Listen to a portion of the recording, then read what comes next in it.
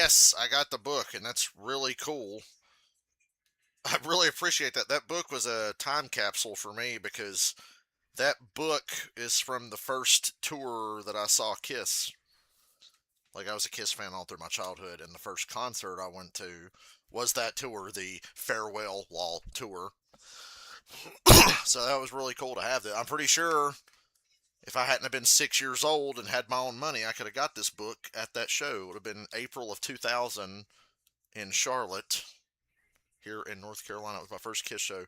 And this is the tour book from that tour. So that's pretty rad.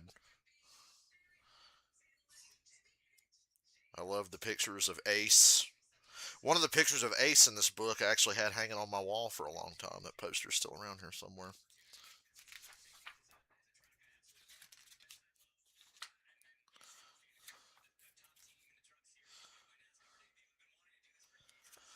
All right, well, let's see. We got Trucker Tyler Reddick's on the pole for tomorrow. I hope he wins 3 in a row.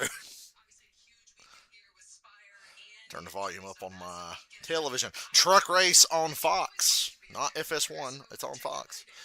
I'd prefer on FS1. The picture quality on Fox here is not as good as FS1. Yeah, this book is awesome. I think it's just absolutely cool.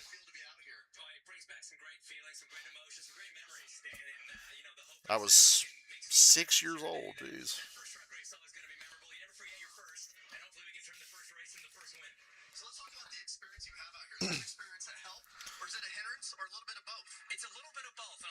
Yeah, that's a really cool book. Kiss tour books are awesome. I've never had a Kiss tour book.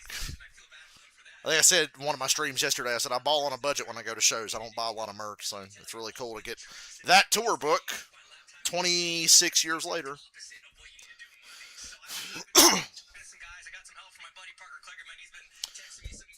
All right, I need a leaderboard for this truck race, NASCAR.com. There you go. Let's have a rundown of the leaderboard here. Standalone truck race at St. Petersburg. No live pit stops, obviously.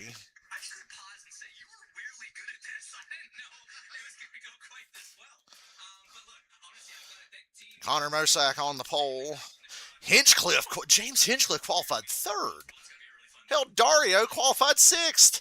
What if these guys actually have a chance? I mean, they've raced St. Petersburg more than anybody in this field. But this is the first truck race for Hinch. Adam Andretti back this week. Colin Braun and the Ram 25. Scrolling down the entry list, looking for stuff. I love that Hinch and Dario qualified top 10. That's fantastic. Fantastic. They've not turned the leaderboard on yet, so.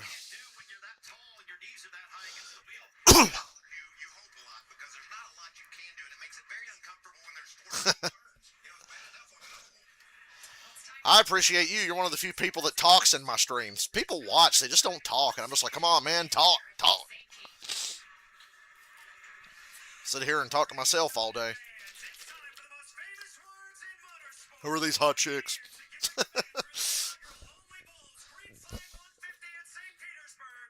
Only bulls.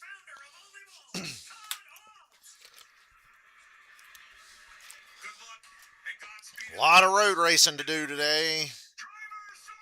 Might even stream a road race tonight on NASCAR 25 if I can tear myself away from Pokemon Fire Red and Leaf Green on my Switch. I might do a NASCAR 25 stream.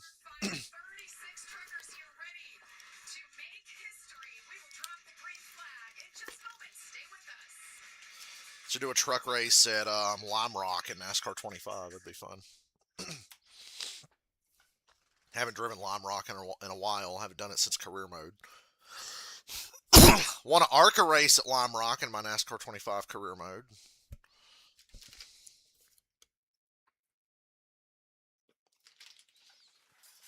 Got a top 5 in trucks in career mode at Lime Rock. I'm a road course guy, man. I like road courses.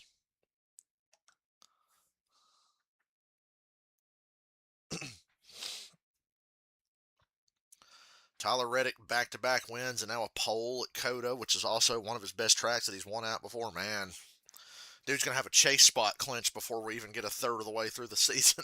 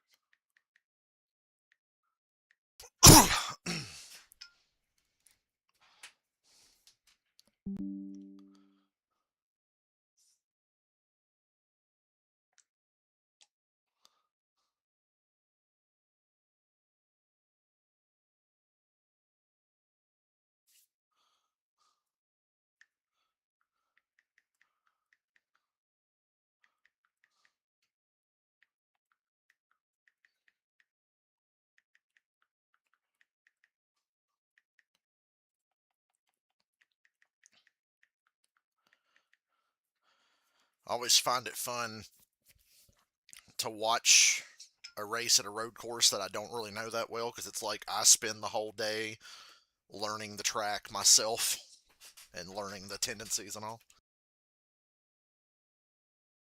I think we're totally going to do a truck race at Lime Rock tonight for a live stream. This is inspiring me. Love seeing Dario back behind the wheel of anything. I'm a Dario fan. He was like the Jimmy Johnson of IndyCar. And speaking of Jimmy Johnson is his crew chief.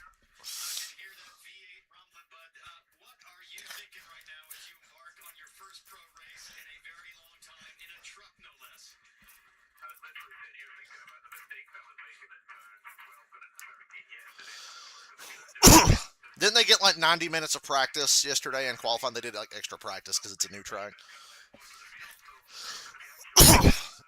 Or did practice get rained out or something? I can't remember. I should have watched that damn practice. I should have watched truck practice. I needed to watch truck practice. Like I said, I barely know this track. NASCAR.com. Turn the leaderboard on, please.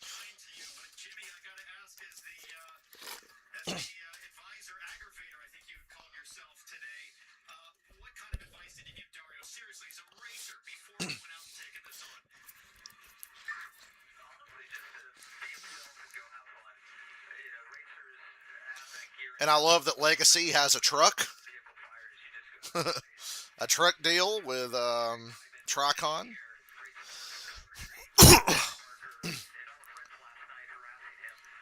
Yeah, St. Petersburg is the air base.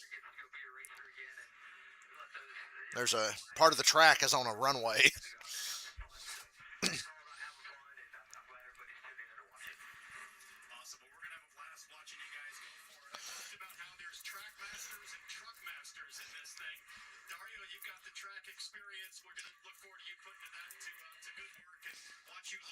Dario got a raw deal when he attempted to join NASCAR. He joined a bad team at a bad time. 2007, 2008, it just didn't work out. I think Dario, with a different team, under different circumstances, could have been a really good NASCAR driver.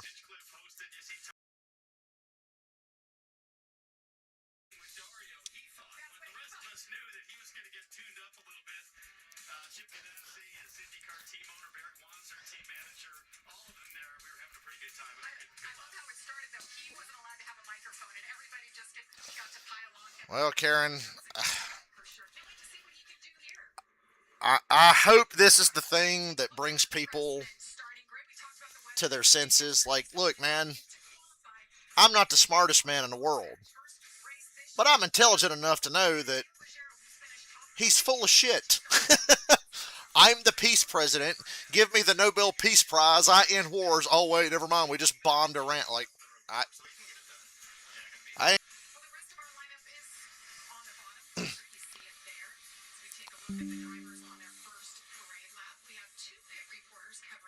boy, I sure wish my OBS would stop disconnecting. Just now that he got the second term, he doesn't have to give a fuck anymore. You know? Now that he got the second.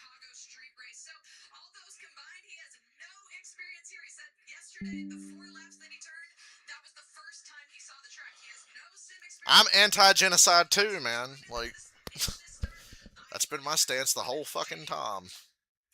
I'm anti-war. I'm anti-genocide.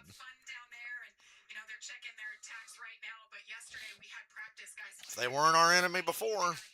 They are now. Try to tell people, man. I don't take any joy in being right about this. But I was right. I was right.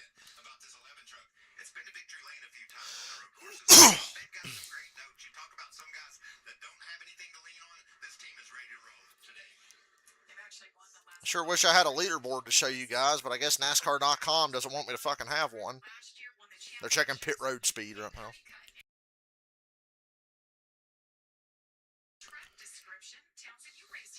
I woke up and saw what happened. I said, oh, wow, we bombed Iran, huh? Well. Oh, well. It's what people voted for. Hope everybody's getting what they wanted. Gas and groceries still fucking high as shit. We're bombing people and starting war. Like, what are we doing, man? Plus, I got a question. This area on this track where they come through that parking lot, why not let them just go through there at a more shallow angle? Seems like it'd be a wider corner to make if they could, like, just cut that fucker short.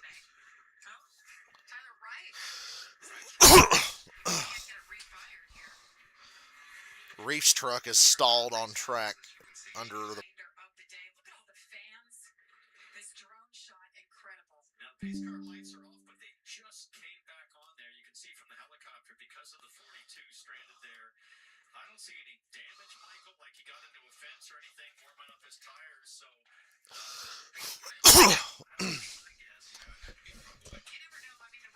All we've done since that lying asswat got elected president is make enemies. That's all we've done.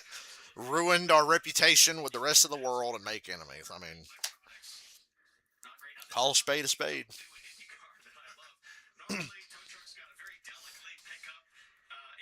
Got this 42 pushing.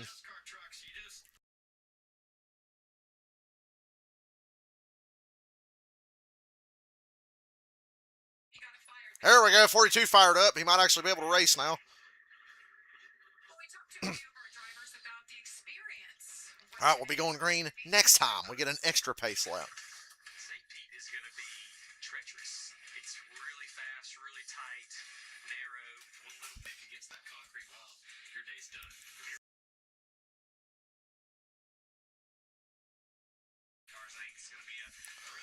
St. Petersburg better be in NASCAR 26.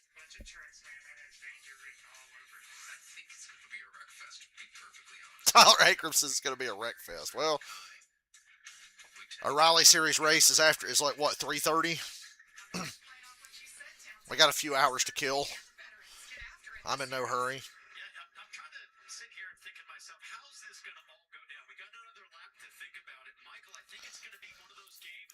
It's like the most picturesque place I can think of for a street race.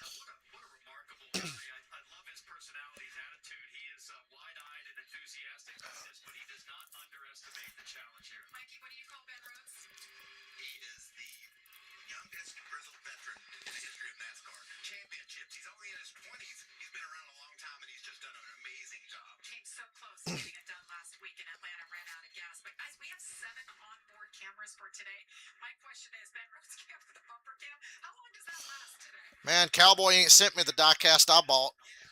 I bought a 2008 Dale Jr. National Guard car. He ain't sent it to me yet. He's probably going to be here sometime this year. He can save the money on shipping if he comes down here up here for a race, maybe. Like I know he wants to, Cowboy, if you're listening.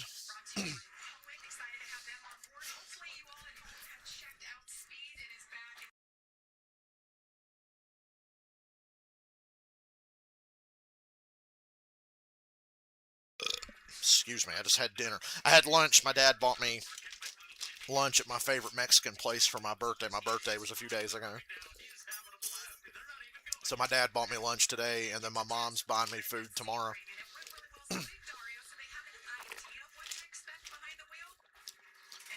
All right, here we go. St. Petersburg. Let's learn a new racetrack. Mozak and Ruggiero on the front row. I love the laid back restart zones on road courses. Green, green, green. Damn, Ben Rhodes really outbrake Ruggiero into the corner for second. That's a good turn one. That turn one by road course, by modern NASCAR road course standards, is pretty clean. It's a nice wide corner. Nobody plowed into each other. Where you're going to get into trouble is down here in these next few corners.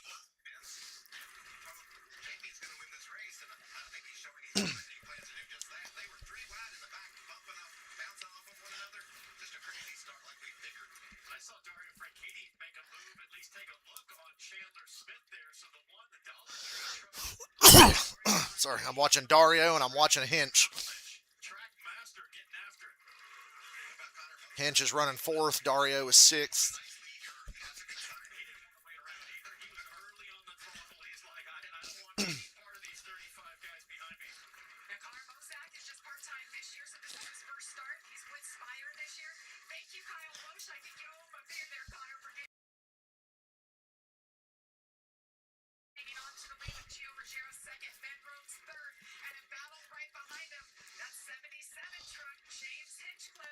Anchor makes a pass on Justin Haley. I think that's around the back of the top 10 there. Mozak, clean first lap. Holy shit, the truck series had a clean green flag lap at a new road course. New for them.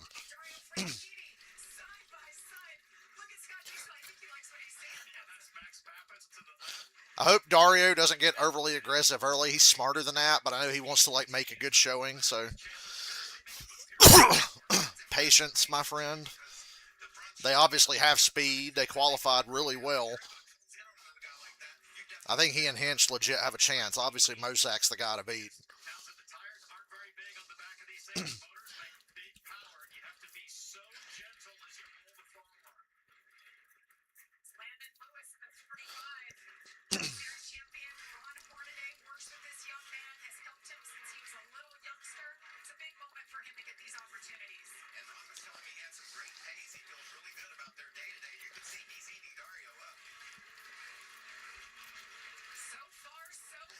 Every lap that Dario runs, and the same for Hinch, they're going to get better. So I'm glad we've got it.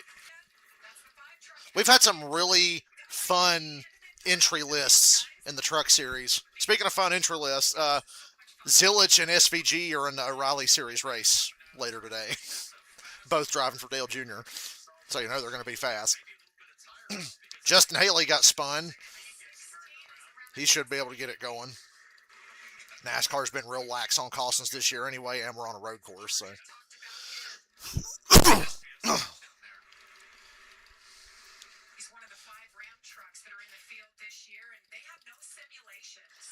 Why is the thing not moving? Is he trying to cycle it and get it going? Did he just lock up, wheel hop, or did the 52 get him? Ooh, Friesen and him might have got together. Yeah. 16's not moving. Did the contact break something in the rear of the truck? So we had 3 green flag laps there.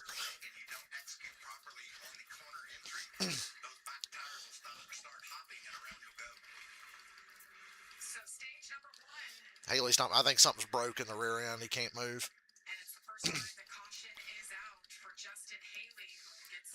Not a good start for the Ram team.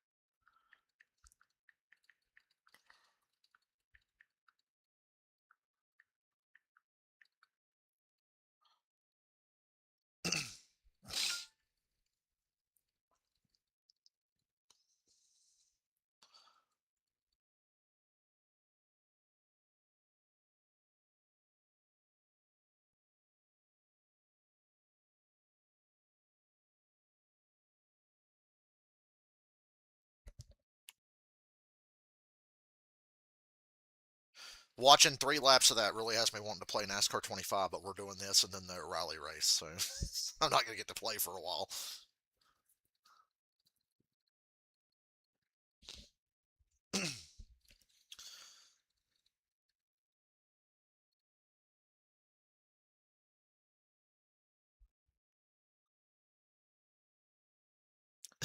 I'm scrolling down Facebook and RCR's Facebook page put Cup qualifying results. Austin Dillon P33, Kyle Busch P30, Jesse Love P27. It's like you don't have to make a graphic for that. First of all, how the fuck is Kyle Busch 30th?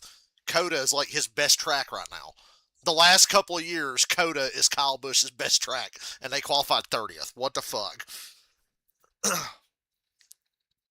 Feel like the race is over before it even begins for Kyle, like every week.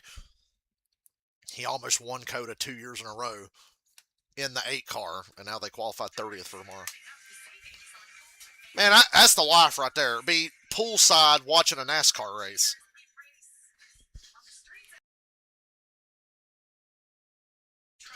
Please tell me we're coming to the green.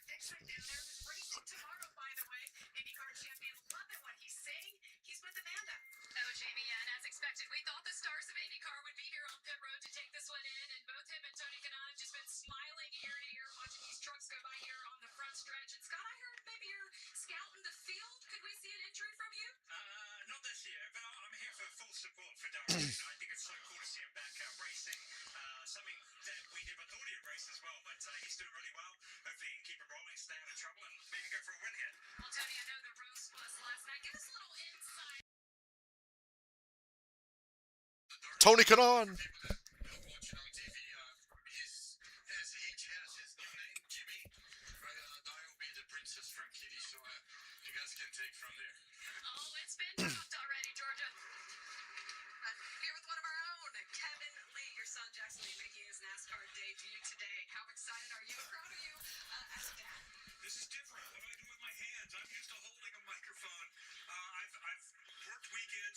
He doesn't know what to do with his hands.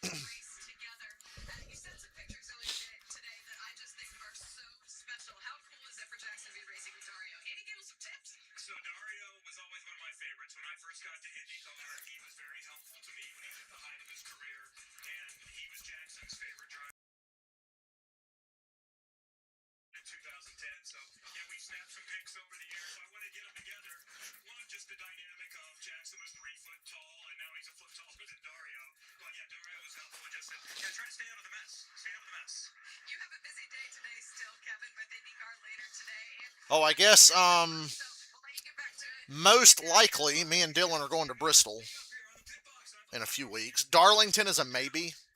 I know we're going to do at least one Darlington race. I prioritize the Southern 500, but if Dylan wants to go to Darlington in a few weeks, I'll go to that. So I feel like early in the year, there's not going to be a lot of Cup streams. You get me for the next 3 weeks. Coda, Phoenix, and Vegas, and then it's Darlington after that, and then Bristol's like right after that. So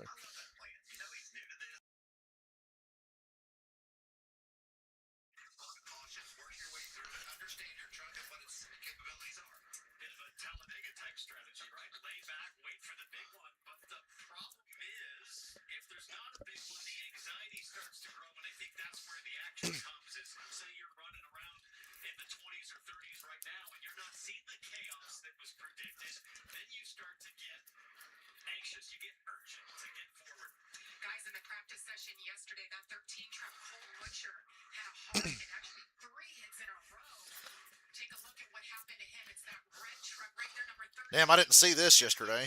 Damn. All right, we're finally coming to the green. 2 laps under caution here. That's pretty good for NASCAR standards. NASCAR really has done a good job this year with cautions and red flags and only doing shit when it's necessary. You know? Now, if we could just get rid of them stupid ass stage cautions next, we'll be good. And Rhodes around the outside into turn one. Now he's going to have the preferred line here going to two. And wow, lead change. Ben Rhodes takes advantage of the restart and leads the race. Chandler Smith into fourth. He got by Hinchcliffe. I don't know what the hell that is back there or why you'd cut away from that, Fox, but you go ahead. Lewis just passed Dario for sixth.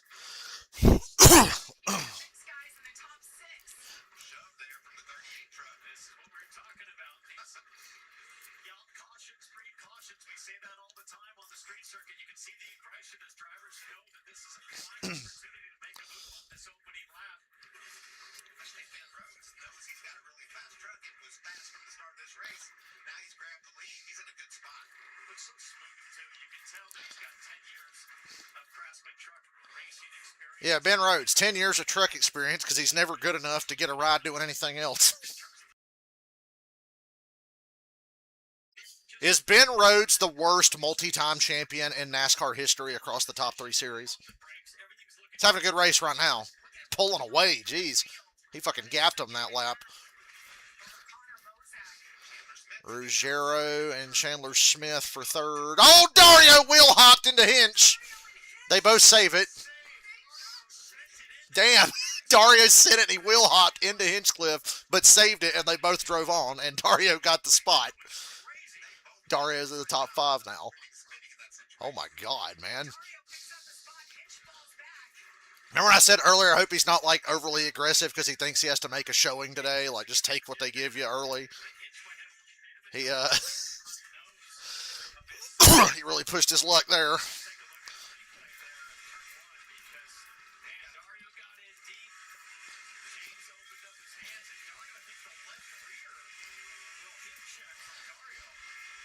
I think after these first three truck races this year, I'm gonna like pledge my allegiance to watching every truck race this year.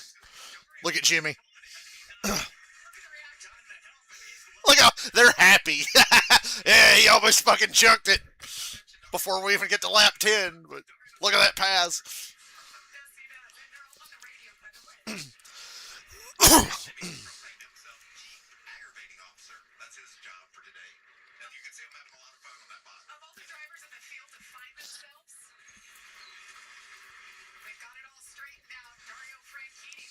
Settle down, Dario. You're in the top five. Hinch blew turn one there. He went a little wide and he let Ankrum get by.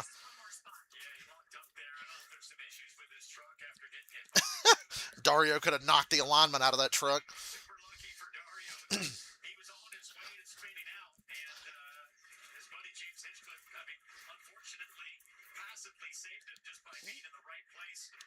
Yeah, Dario owes Hinch a thank you there because without Hinch being there, Dario would be in the garage right now.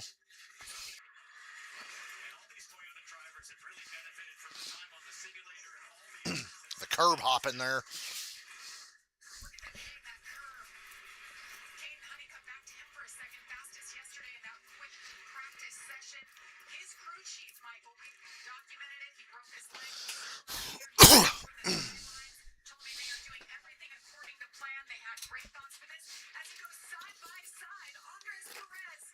Caden Honeycutt under Perez for ninth.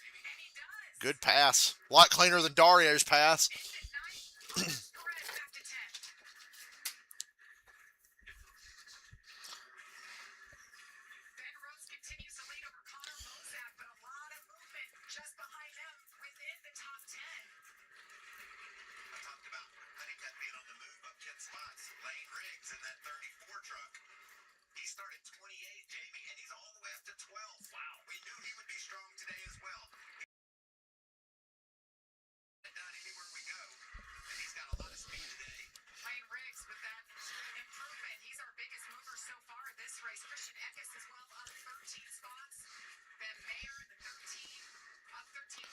I love the way trucks drive on the road courses.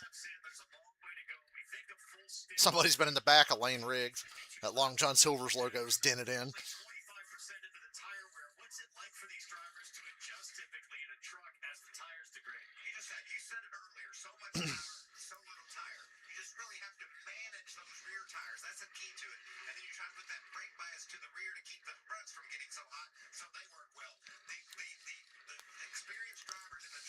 Da. Michael Waltrip versus the English language.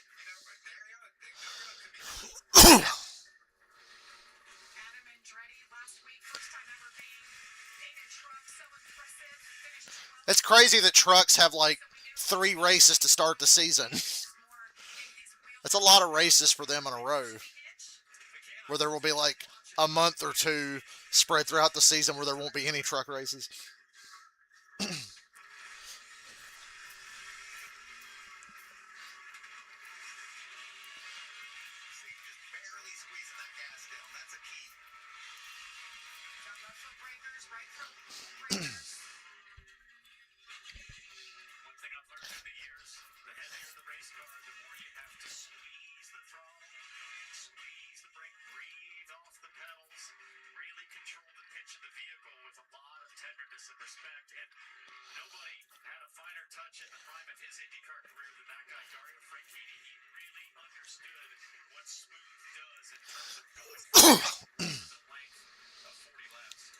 Slipped back to 6. Landon Lewis passed Dario about a lap or two ago. Chandler Smith passing Ruggiero again for 3rd. That's been a never-ending battle.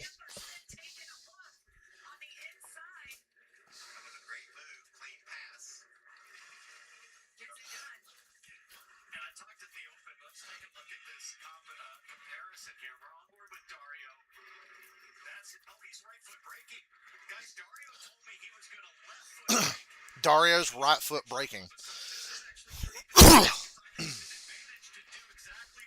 And Mozak has chased Ben Rhodes down for the lead here. Rhodes kind of took off on this run. Went hard for a while. Now Mozak's caught back up to him. They're in their own zip code. They're about 4 seconds ahead of 3rd.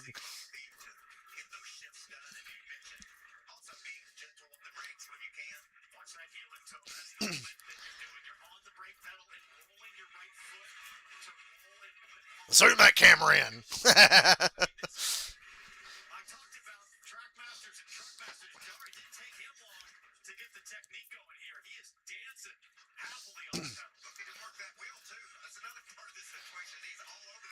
It's so nice to see Dario driving a safe vehicle as opposed to those, suicide on wheels that they run in IndyCar. And I love IndyCar, but man, them things are scary to look at.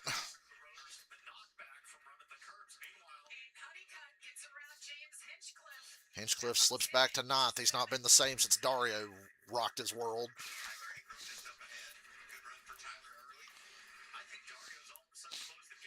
This race went green long enough now for the really good road racers to get in a rhythm.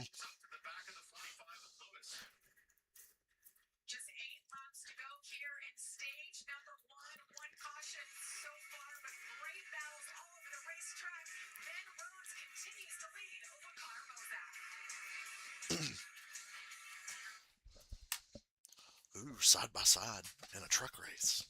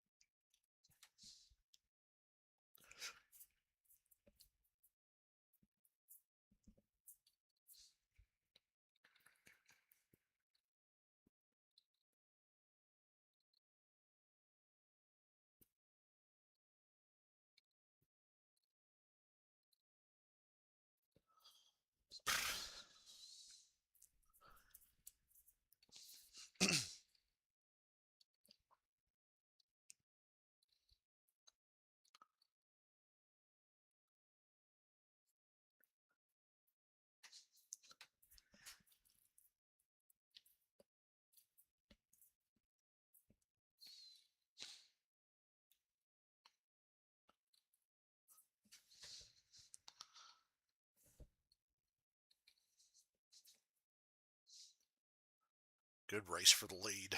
Mozak's just got to wait for the right time. He's got to get the right run off the right corner. You can't just dive it in there anywhere. The smart road racers know that. I got a slow truck here. Who was that? Damn, Fox. Usually you like to zoom the camera in, but I can't even tell who that is. Pulling off track, whoever it is.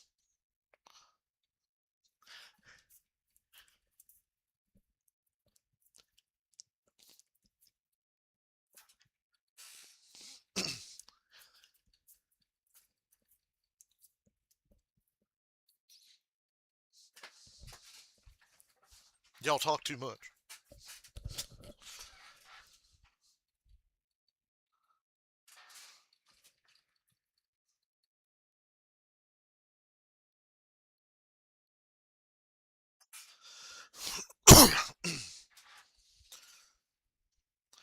The leaders have caught lapped traffic. Mozak showing the nose to Rhodes there.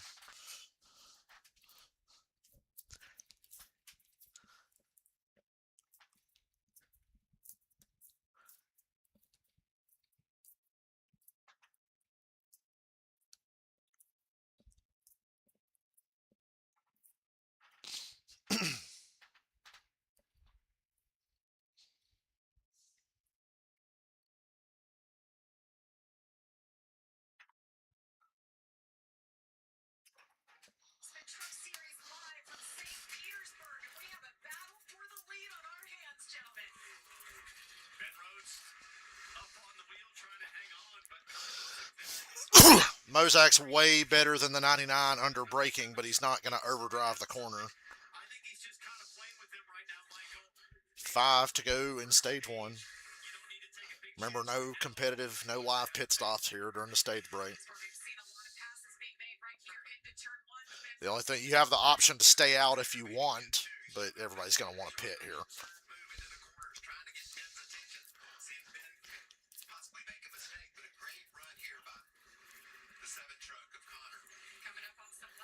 Another lap truck. They get by clean.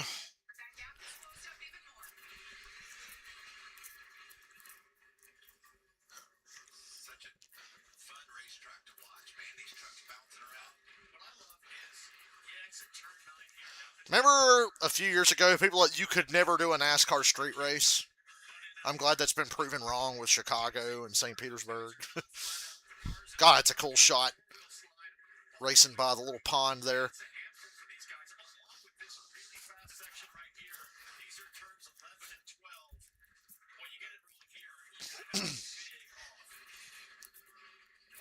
That was a good lap for Rhodes. He opened the gap again, but under braking into that last corner, Mozak pulled in.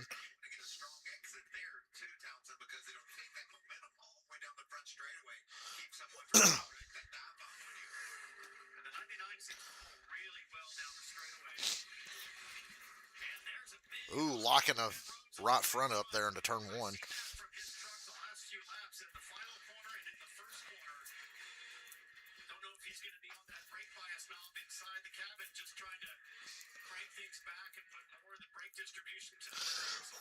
Passing another slow lap truck again. Well out of the way.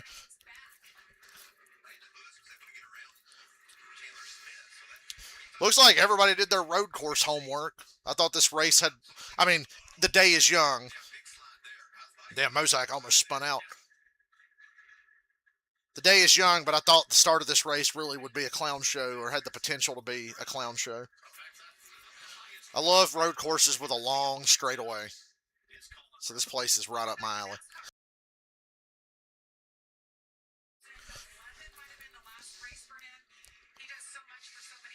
Oh, we got a bad wreck. Single truck wreck. Ended stuffed up under the tire wall. Tanner Gray. That's going to have to be a caution. Right? Or is he backing out? They're giving him a chance. Somebody's going to come around this corner and kill him. Bro. He drove away from it. he was able to get out of the tire wall and drive away from it. One truck drove by, and I didn't know if anybody else was coming, and I thought somebody's going to come around this corner and just destroy him. 3 to go, stage 1. Rhodes still hanging on to the lead. What happened to the 15? Just lose it? Yeah. Ooh. He was struggling. He was running at the very back with basically nobody around him anyway.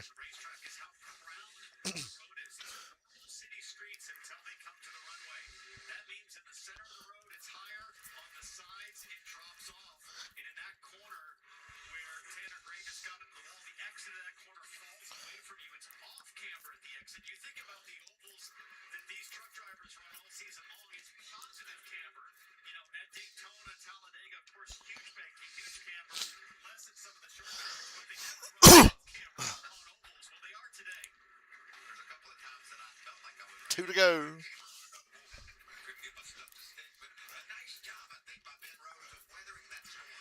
We saw Bozak be able just to eat him up and dive inside of him. Really I'm actually impressed with Ben Rhodes for once. that truck, but now Ben Rhodes pulled away. Two to go in this stage. Let's take a look right now at our pit strategy sponsored by Zero Carbon Bioethanol. Basically, this is the pit stops for today. A little bit different, Michael, than we're used to seeing. Yeah, you have to stay on pit road for a minimum of 65 seconds, and the stage breaks are 3 minutes. And so they'll come in and get their work done, but won't lose any positions if they go by the rules, which sometimes they How's that 15 not went to pit road yet? pit crews on tire changes with that format. It puts more pressure on the drivers to get it done on the racetrack. But I love the point you made about Ben Rhodes not making any big mistakes under pressure there from the 7 behind. And the other thing I want to point out is that even though we're on a street circuit and the speeds are much lower than, say, a mile and a half of a racetrack, 1 lap to go, stage 1. they've got that big splitter on the back. They tape up the fronts for front downforce. And when you're following close like the 7 was on the 99, you have turbulent air even at 60, 70 miles an hour, and it gets your truck sliding around. And I think the 7 is learning it's a bit too much if you're pressing. Look at that gap that Ben Rhodes has opened up. He's now led 13 laps. Only other leader so far today, Connor Bozak, running second. He led 6 laps earlier from the pole. Final lap of stage number 1. He is a driving machine. Ben Rhodes told me, how did he prepare for this? He watched all the Fast and Michael Waltrip unironically used the word twink on a NASCAR broadcast. Ben Rhodes coming to that tight If Michael Waltrip was younger, he would be a fucking twink, wouldn't he? and it is in sight as he drives onto. Now Ben Rhodes pulls away, wins stage 1. 10 bonus points for him because we are points racing like we should be. So a lot of stage points for Rhodes. Mozak's part-time, I do believe. Yeah, he's part-time. Zane Smith, 4th. Rosero, 5th. Riggs, 7th. Anchor, 8th. Honeycutt, 9th. Your top 5, Dario Franchitti hangs on to 6th. Riggs, Ankrum, Honeycutt, And now we will have 10, and James Hinchcliffe, the stage break. 11. At least there's actually like a justification for a stage break in this standalone race to save people money to not have to travel with a pit crew and do live pit stops.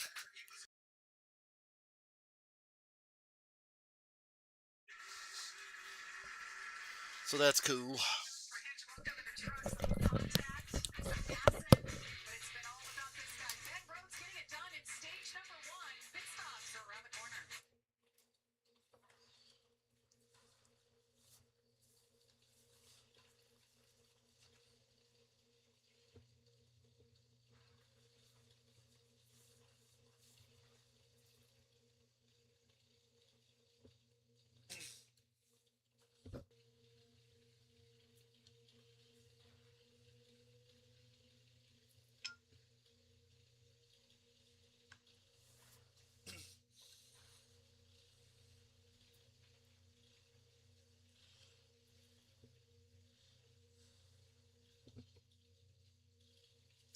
This guy in the shit posting group said, if Dario wins, I will shit pant. And yes, Michael Waltrip said twink. And I pointed out that when he was younger, he looked like one. A big, tall, lanky twink who punched Lake Speed in the face one time. Of course, like Michael will tell you, that's because Lake Speed was sitting in his car and couldn't do nothing about it.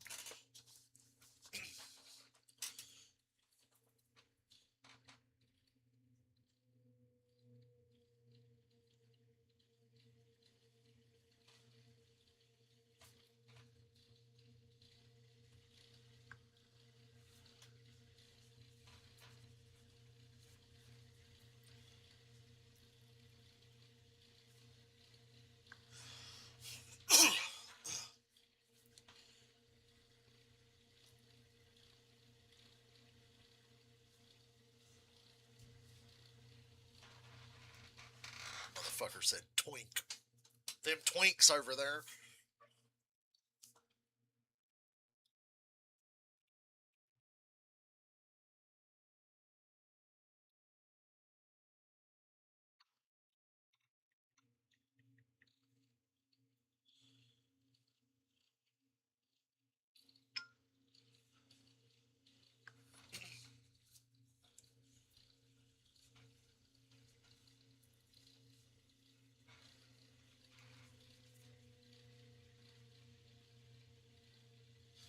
Oh man, Colleague announced that Corey LaJoy is going to drive the 25 Ram truck at Darlington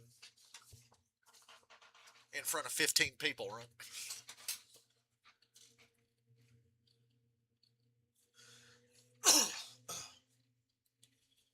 The top 10 for the race tomorrow: Reddick, Chastain, Briscoe, Blaney, Elliott, McDowell, Allmendinger, Bell, Gibbs, Byron. That is like the most road course top 10 I've ever seen.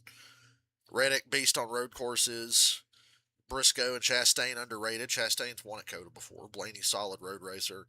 Elliott, McDowell, really good. Allmendinger and Bell, two of the best. Gibbs and Byron, really good road racers.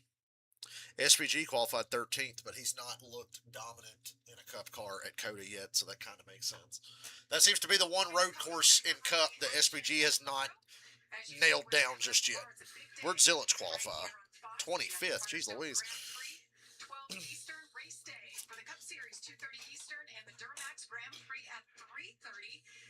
Breaking news: Tyler Reddick is still fast. He's fast in Austin, and he is on the pole alongside Ross Chastain. So Reddick, guys, going for 3 straight. Never been done this season.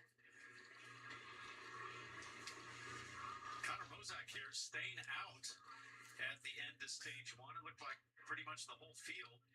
That's interesting. We had seen a fair amount of tire fall off. And we assume that was the deal, why Brendan Rhodes was able to pull away so much. So we talked about these stops a little bit different.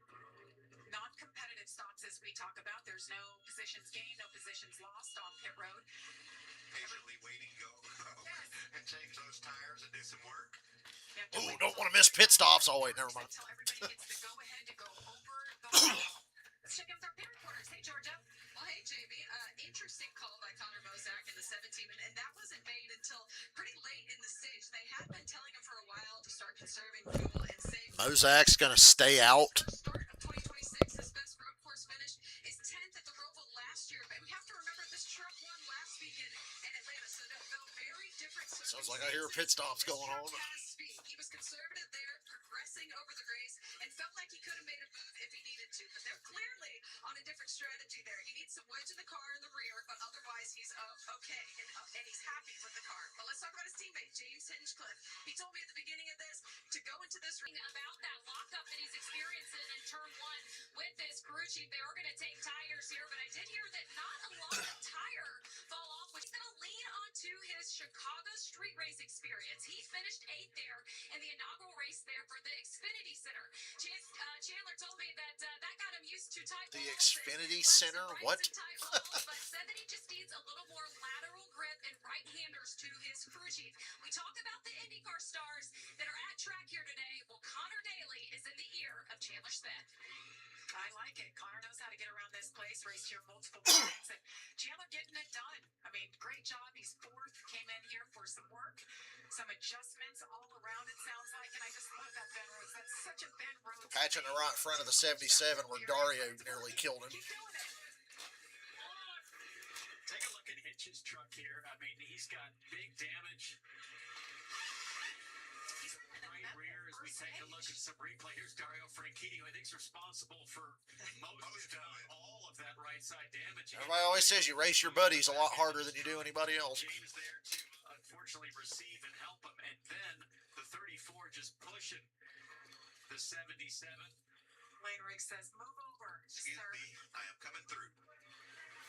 Lane, you don't want to piss off the guy that's part-time and not going to do any more races. He can just wreck you and never have to deal with the consequences. James Hinchcliffe back in 11. Let's hear from him. What do you think? Let's see how James is doing. We're looking at Dario right there, but hey, James is T-Bell in the Fox booth. You copy? Yeah, I got you, buddy. Man, you were roasting Dario for 2.5 hours last night. It took him about all of 8 laps to browbeat you there in turn 1. What'd you feel from your position? He felt, what the fuck?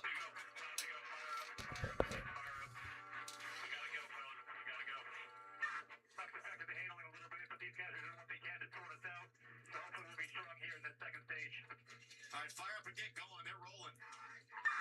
Go! Time to go. We gotta go. Fire up. TV was interrupting us here. Yeah, way to go, TV. Fired. I hope he gets his position back. No spots lost on pit lane. Great to hear from James Hinchcliffe. And gonna laugh when they say, "Nah, bro, you guys didn't get off pit road when the break ended like everybody else, so you got to go to the back because Michael Waltrip and whoever wanted to talk to you."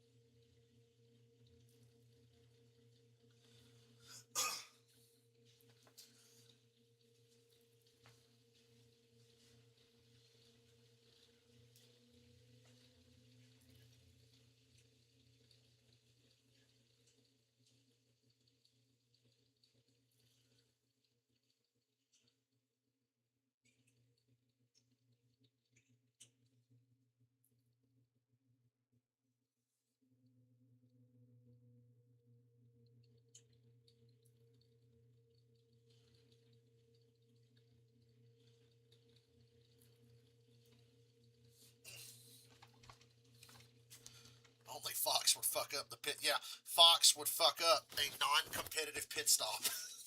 They would wait until the last second and be like, "Hey man, Michael Waltrip, what are you doing?" When they could have talked to him like 5 minutes before. South Carolinians at 1-0.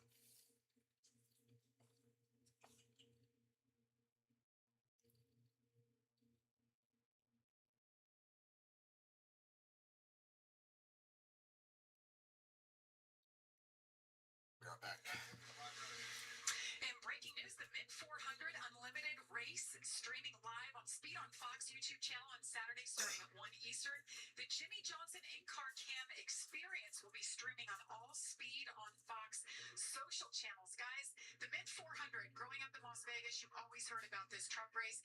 Jimmy's going back to his roots. This guy is just having the time of his life. So we're looking forward to that. You can follow it all right there.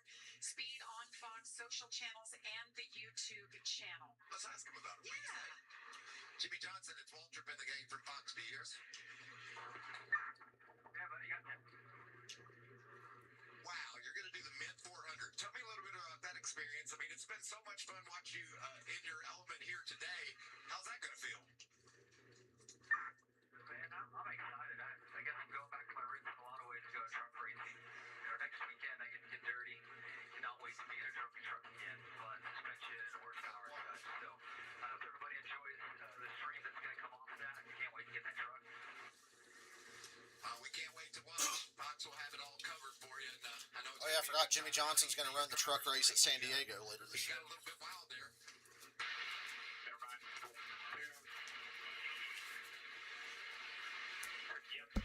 Bro, what the fuck is up with Fox just like walking all over everybody's radio comms? Like chill out. From Jimmy, we're looking forward to hearing. Yeah, good to hear from you, Jimmy. At another crucial moment on someone's radio. And they let Hinch keep his spot. Fair is fair. You got to dip left or right of that. And some of the teams have starters just out there for it. That's usually a penalty if you actually. Who hit that? Garcia just did that. I heard if you hit the box, I think he. Oh, that one's definitely straight over. What the f- His last anyway. Terry Hill dead last. What's it fucking matter to him? Guys, yeah, 5 trucks. We're past that All right, we're going to take the green with 17 laps to go and stage 2. 2. I think Mozak stayed out. Yeah, Mozak had a shitty start there. Field looks a lot more bunched up and ready to run into people on this restart. Rhodes takes the lead again. Rest of the field clean into turn 1. Mozak stayed out, and he's already given up the lead before we even got to turn 1. So I don't like staying out there, especially considering everybody else pitted and you're running second anyway. That strategy makes no fucking sense. Whoa, Honeycutt! Had to go off track and do a loop around and get back going again. That was a nice turnaround. He almost hit the wall. He might have brushed the wall a little bit, looping the truck around. Why would you stay out? Like, why the fuck would you stay out there? I'm gonna run on these old ass. It's like it's non-competitive pit stops. Why would you ever stay out on a non-competitive pit stop unless you're like 10th or something?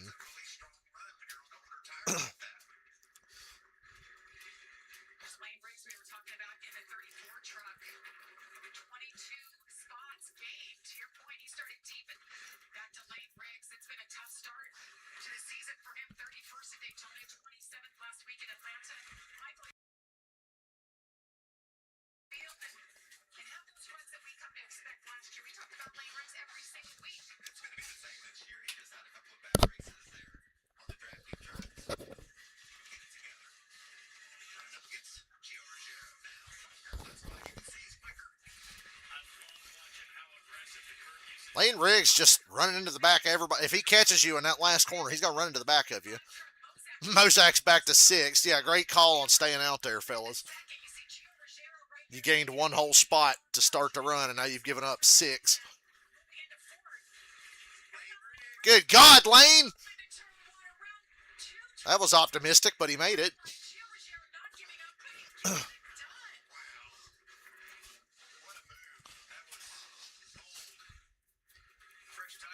Optimistic was the phrase I used for that move. Chandler Smith 2nd, Landon Lewis 3rd, and Riggs with that bonsai move got up to 4th. Who the fuck is the crew chief on the 7? Who is the crew chief on the 7 that said, let's stay out here, guys?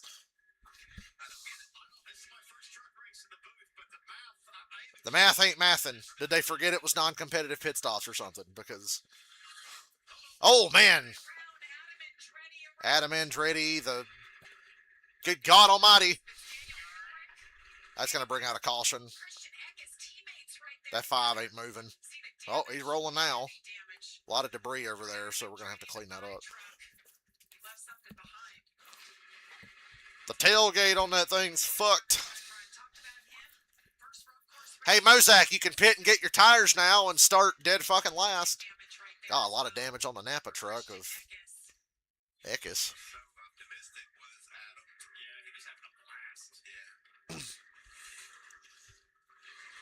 What happened? Damn, fucking 91 just drove in there and took out the 5 and caused a track blocking incident.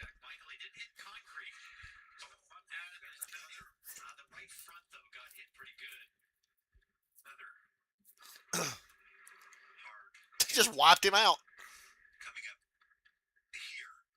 And then, boop. Wiped out the 5 and ruined his own day, too. Way to go, genius. Mozak's no tire strategy did not pay off.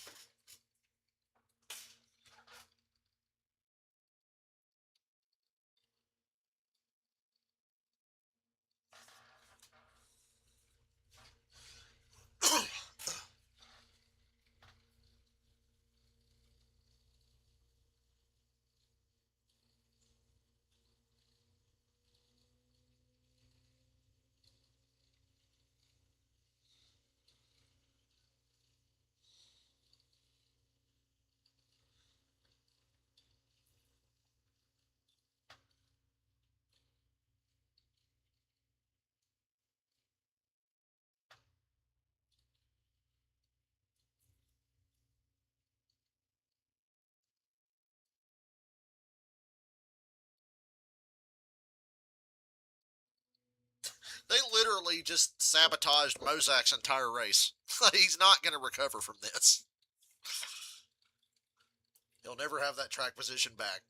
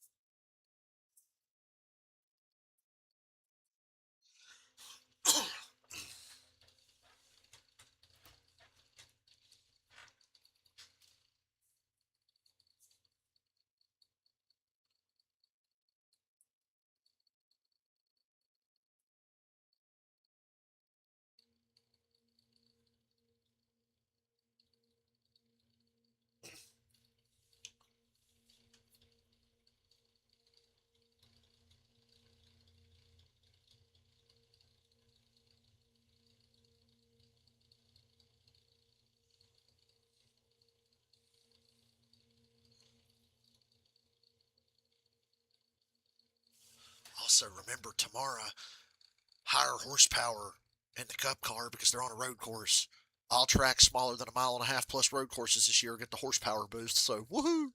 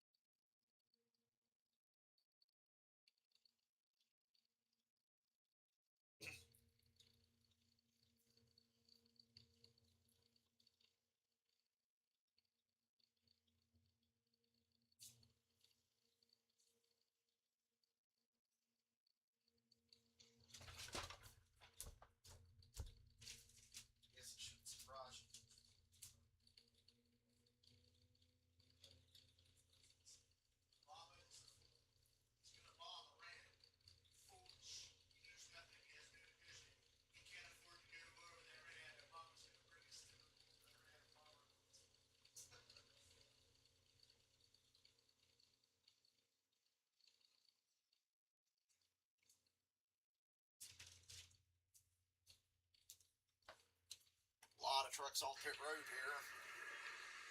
Did they leave Mozak out again? Underway, some damage repaired for Adam Andretti. We saw there Frankie Muniz. There's Frankie. Back on the lead lap. And Ben Rhodes, he's just been the man of the day here at the streets of St. Pete. Does a lot of driving in between race weekends. I was talking to Ben Rhodes about the trip, but let's get to this first. Hot starts to start the season. I mean, Chandler Smith doesn't get any better than kicking things off with a win at Daytona. You know what that's like. Best in the world. And then the other guys, on the other hand, have had some struggles mightily. And Daniel Hemricks, they got worse just now, so still struggling. So did Tanner Gray. We saw the damage for him as well. Big damage for Adam Andretti. Now, this is something we don't do in IndyCar very often, Michael. There's not even a hammer in our toolbox. There's not even a sledge. I'm glad we're getting to expose you to all these nuances of what it takes to be successful in NASCAR. A big hammer. So they continue working on this truck for This Adam mess. Andretti. He is the nephew of the one and only Mario Andretti. And Amanda, you have him. I do, yeah. We're up on the pit box for Adam Andretti and Townsend. We can hear that big crowd going to work out here. And Mario, I just talked to you off camera. A massive weekend for you that also includes Mario Andretti. What's the hardest part? I'm tired of this IndyCar bullshit. I'm watching NASCAR. I don't want to hear. I'm kidding. I'm not some dumbass on Facebook. Regardless, he'll be able to continue, but obviously he's out of, any chance of, really have a great finish. So, well, that's the way it is sometimes, but, bit disappointing for him. How many people have told you happy birthday today? A lot more than I ever expected. It's amazing. It's really flattering, but honestly, I can't believe it. It's, I just love it. Well, this one is for us and for Riveting interview. Thank you very much. Thank you. Thank you, Amanda. It's great to That makes me so happy. We got to stop putting senior citizens on television. every IndyCar race. Like we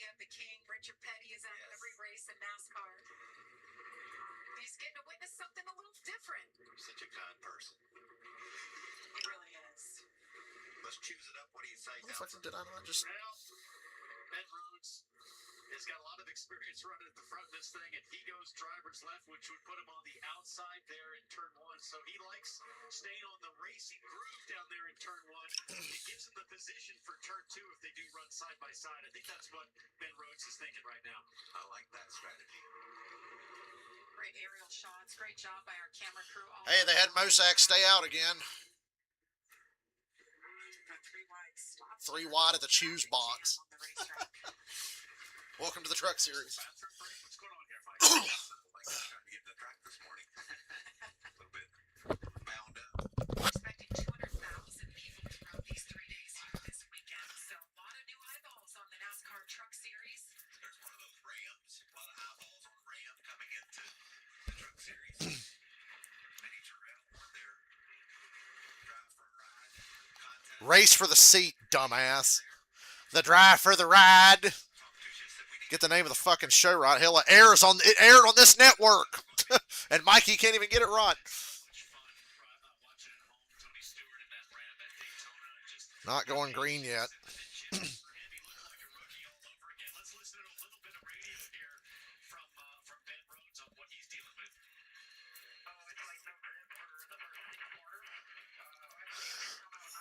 Boy, you think you got no grip for the first 6 corners. You should see what's going on with the 7 truck. What I'd like to say also is, like, he's got a different group of guys chasing him now. We've seen how fast that Lewis has been, and how fast that Chandler Smith has been. Briggs is up in the top 5 now. He's got to step his game up if he wants to keep that lead. Yeah, it's pretty cool that we talk about the truck experts coming into this thing, and right now you got 5 truck experts in the top 5 and a track expert in Dario Franchitti. So this battle, very fascinating as it plays out. What Ben Rhodes was talking about was debris on his tires. I'm not sure if he's aware on your tires. I think that's what's required for him to get those cleaned up. How about Colin Brown, guys? The best Ram truck right now, back in 14th. He's got a truck win, you know. Yes, he certainly does. I believe that's Show Colin Brown's truck win. all easy for racing around here. 3-time IMSA champion. A super versatile racer, 26 career IMSA sports car class wins. Truck winner back in 2009. Look at how young he was. I remember he was a Roush Racing sort of gong show winner, right? He was that young talent back when so many kids were coming into the sport, that big surge of new personalities, and it's great to see him at age 30. Watching Dario. I don't want to see Michael Waltrip in a truck. I mean, just the excitement, the fun of it, the love of racing. Dario's even got the From the front row can do anything. Already got a win this season. He won Daytona. Well, Lane Riggs going to do something. Big. Team taking a peek, trying to go 3 wide. Just going to continue. Just get more and more aggressive, take more chances. That was a bold move by Riggs, and a great move, as you said, by Chandler Smith. 10 laps to go here in stage number 2. 50 laps remaining overall. We got to look back at that turn 1. Move. Pretty wide. Riggs had made that move a few times earlier with a high success rate. He gained a spot that time. It didn't get him the 2 spots he wanted, but he got one of the spots he wanted. big dive, that yellow rubber. You see, I'm just going to hold up here. And probably just gave a stage win to his teammate. The exit, and he got the best. What do you think about our man Mosak now? He's able to get the guys that the new has worn off their tires now, and he's hanging right in there. He is. We'll see how long that Mosak's running 6th, and he's not under fire. I wonder if the cycles on the tires even things out enough to where he'll be able to hold on. 26 spots, and now he's Everybody else's tires got heated up and cooled down. teammates. First and second. he's the most aggressive. Dario dropped to 9th. He was 6th on the restart. Hinch is back up to 8th. Had some contacts and pushing and shoving. That truck looks pretty clean bodywork-wise. Nothing's torn up on it. That's the sign of a guy that really understands how much you can get away with and still protect your stuff. Can't say nothing about Peter Ruggiero. Also, Jamie, another run right up there in the top 5. He's good everywhere we go. The consistency for Gio Ruggiero. Had 3 third places, I believe, last season on the road courses.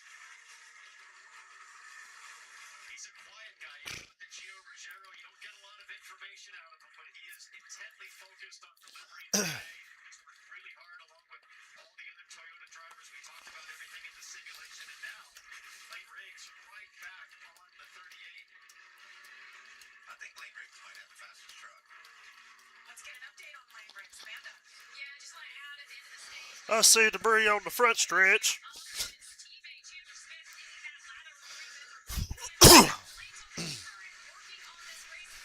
Ooh, Lane's getting close enough to where he might be able to pull that dive bomb move on his teammate again. He didn't get it in turn one that time.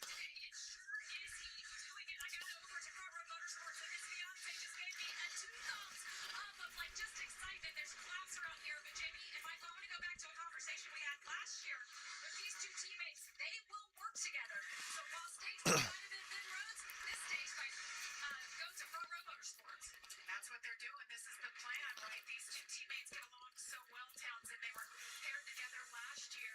And right away, Michael, we saw how it was going to go down with them. And I think they both prevailed because of it, both getting wins during the season. Yeah, this is something that is not surprising at all. These guys racing toward the front. We've seen the consistency of them all year long. Last year, and now here they are right up front again. Hopping those curves. That's great. Frankie Muniz is on pit road. Down in Surfer's Paradise is Frankie Muniz. No shit, it's Malcolm in the middle. Fucking Agent Cody Banks with battery problems at lap 34. Will racing on road courses and ended up going stock cars. And we saw he went a lap down, got the free pass, and now bigger issues. Can't get into fire, and you see the frustration. He's pissed. God damn it, we're going to finish 36 now instead of 33rd. This is bullshit. The rest of the day, he might go 2 laps down here as he still sits as the leaders come back around to complete another one. You talk about curve hopping here. I'm going to watch that 34 Lane Riggs because as he comes here out of turn 10, he is all over that second apex, bouncing through. Riggs has Colton Carter, I believe, as a spotter. Colton saw it, Macho Carter spent most of the year in IndyCar as a spotter, has been here for years in St. Pete. So not only does Riggs have a great truck and appears to be one of the fastest drivers right now, he's got tons of experience up top, keeping an eye on him, especially as they get Jamie into those 3 wide situations down in turn 1. Well, something interesting here. You know, IndyCar, they have maybe 1 spotter, 2 spotters here.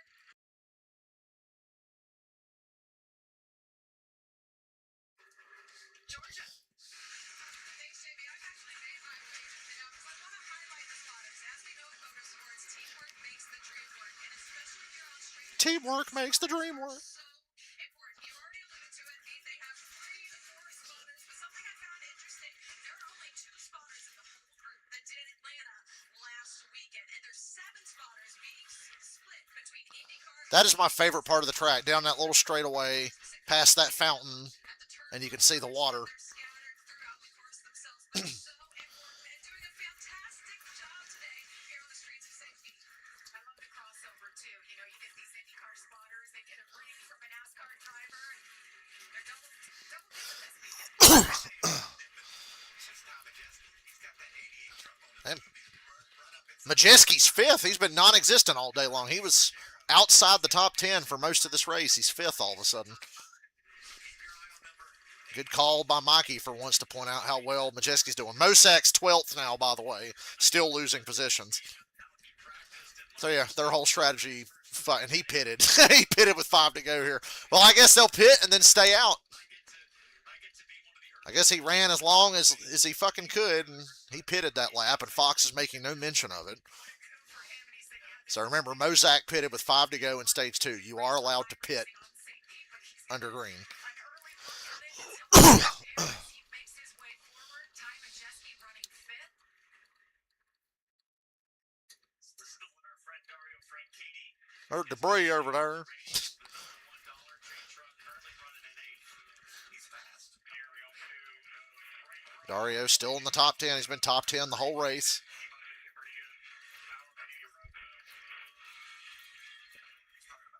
Tire, wheel having concrete in it.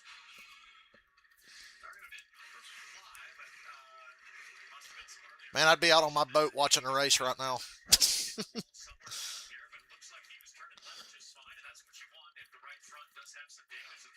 4 to go, stage 2. Inching closer to the 38 here. What a battle up front. There it is.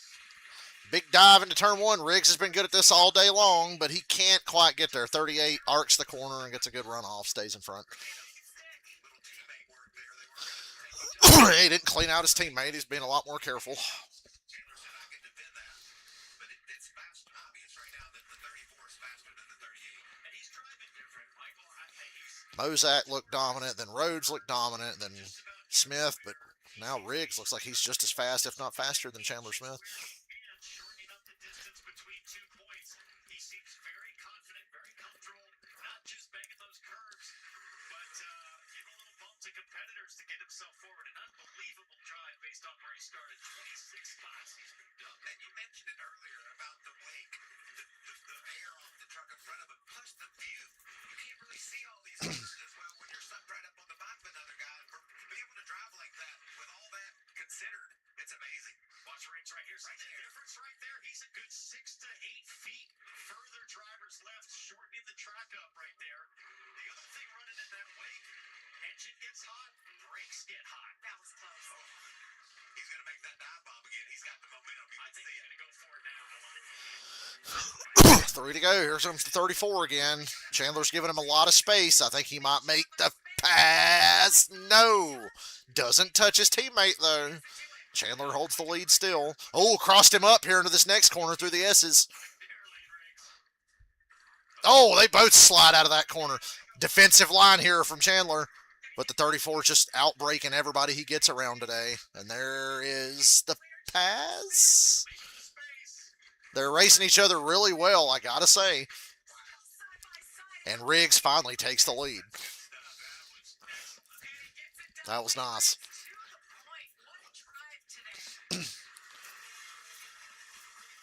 He's driven a great race. An aggressive race, but a great race. He hasn't crossed the line at any point. But he knew he was going to have to move people to make up time today. He didn't qualify well. Fans are getting a great show today. I think walking around, people are so excited. They're used to all the other support series here with the IndyCar series, but this is something so different. Fastest truck that last time, Jamie, was that bright yellow Menards. Tom and Jesse. 2 to go, stage 2. This stage has felt like it's taken forever. See it right there, just behind his teammate Ben Rhodes. Those ThorSport trucks looking good, but are they good enough to stop these?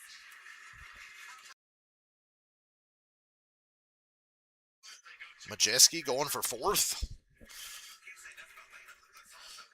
I don't know what happened to Rhodes. I know before the last restart he said the truck just lacked grip through the first 6 corners. I think the handling might have just gone away on him. Or they didn't keep up with the track as good as his teammate and the front row cars. Trucks, I should say.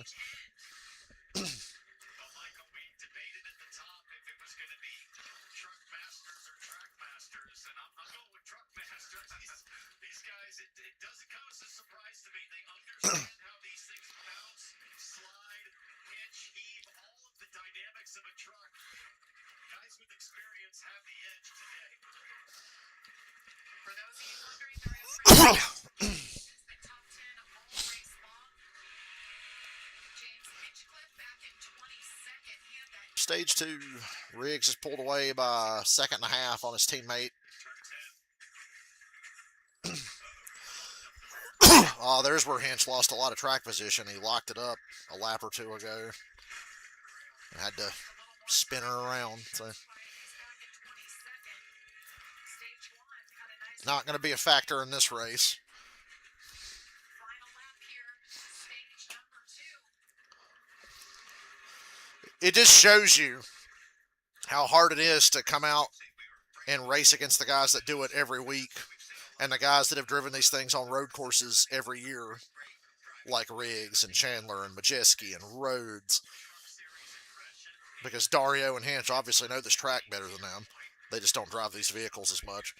But I think Dario is truthfully, Dario I think is overachieving for a guy who's been retired and hasn't driven a truck in like 100,000 years, if ever. I can't remember if he ever drove a truck or not. He might have driven a truck race 20 years ago.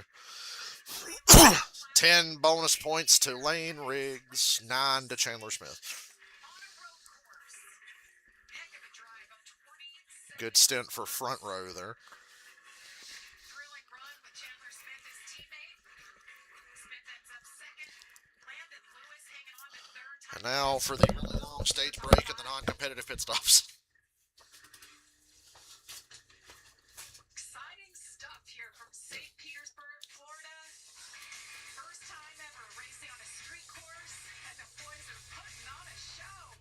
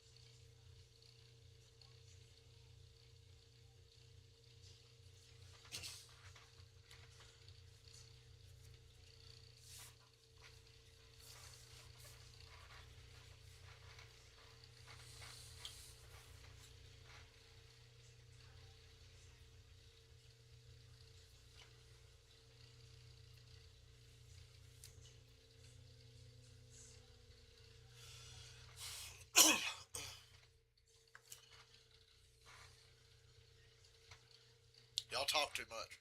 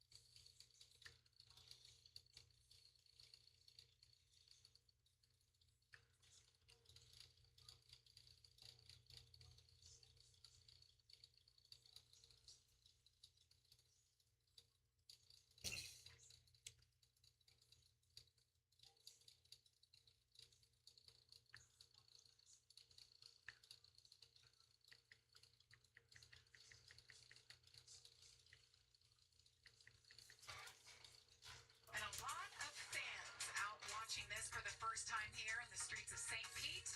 Plenty more racing action to come your way tomorrow right here on Fox. It's the fastest racing on earth. It returns as Alex Palou, Joseph Newgarden, and Pato O'Ward lead the way as the 2026 IndyCar Series fires off at noon Eastern right here on Fox. Everybody's pumped up and ready. A lot of changes. You saw Will Power, new team this year. Love all the storylines. As we continue here at St. Pete, you see all the truckers have come to a stop for second round of stops for most of these truckers. And Georgia, you're up first. Thanks, Jamie. It's busy down here on pit lane. Let's talk about Landon Lewis, a bit of a standout there. The 2025 Cars Late Model Stock Tour champion. And he doesn't win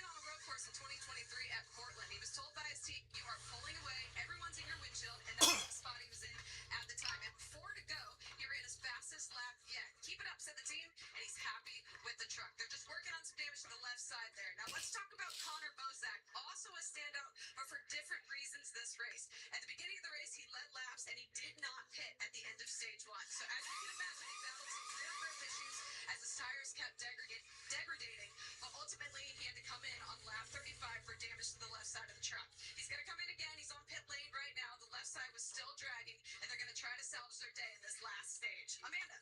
Well, Treasure Ross Stage 2 was all Front Row Motorsports. It was Stage 1 for Ben Rhodes, who the truck kind of fell off there in Stage 2. I talked to the crew chief. He said that they simply just got that truck too tight, so they're going to make some adjustments there. Because the sun is out here on the streets. I started trying to shiny hunt a Squirtle last night on leaf green on my original Switch. So I'm going to do it again. I just want to know that I got the most out of this truck, that I did my job. So if I get a shiny, you can hear my reaction on screen. If all those things happen, you might see me again. So the door is open to see Dario perhaps in a truck again. I imagine he's loving every minute of this. He's been running top 10 the whole time. And it's been a fun one. We've had 4 different lap leaders today. Ben Rhodes, Chandler Smith, Connor Mozak, but that man right there, Lane Riggs.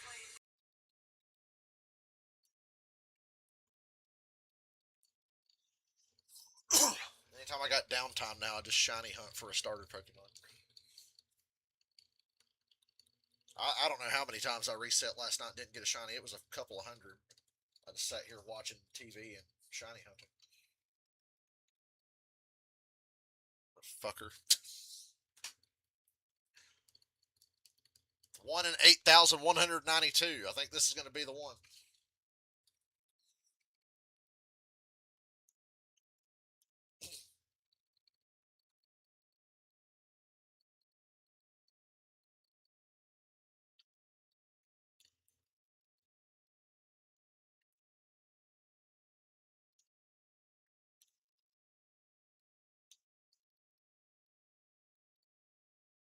Not a fucking shiny.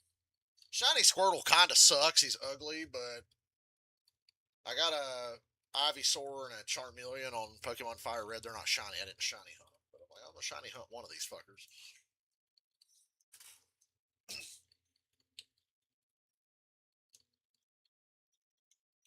Catching that shiny Rhyhorn in Pokemon Heart Gold a couple months ago really inspired me.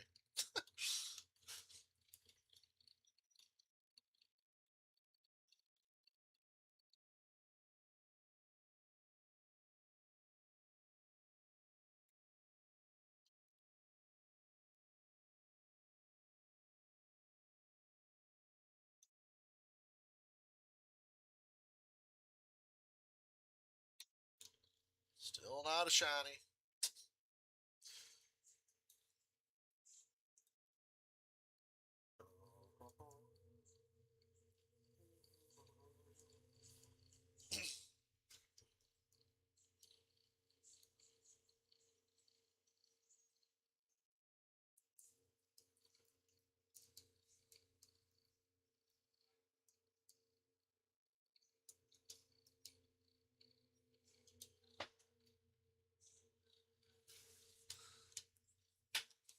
Still not a shiny.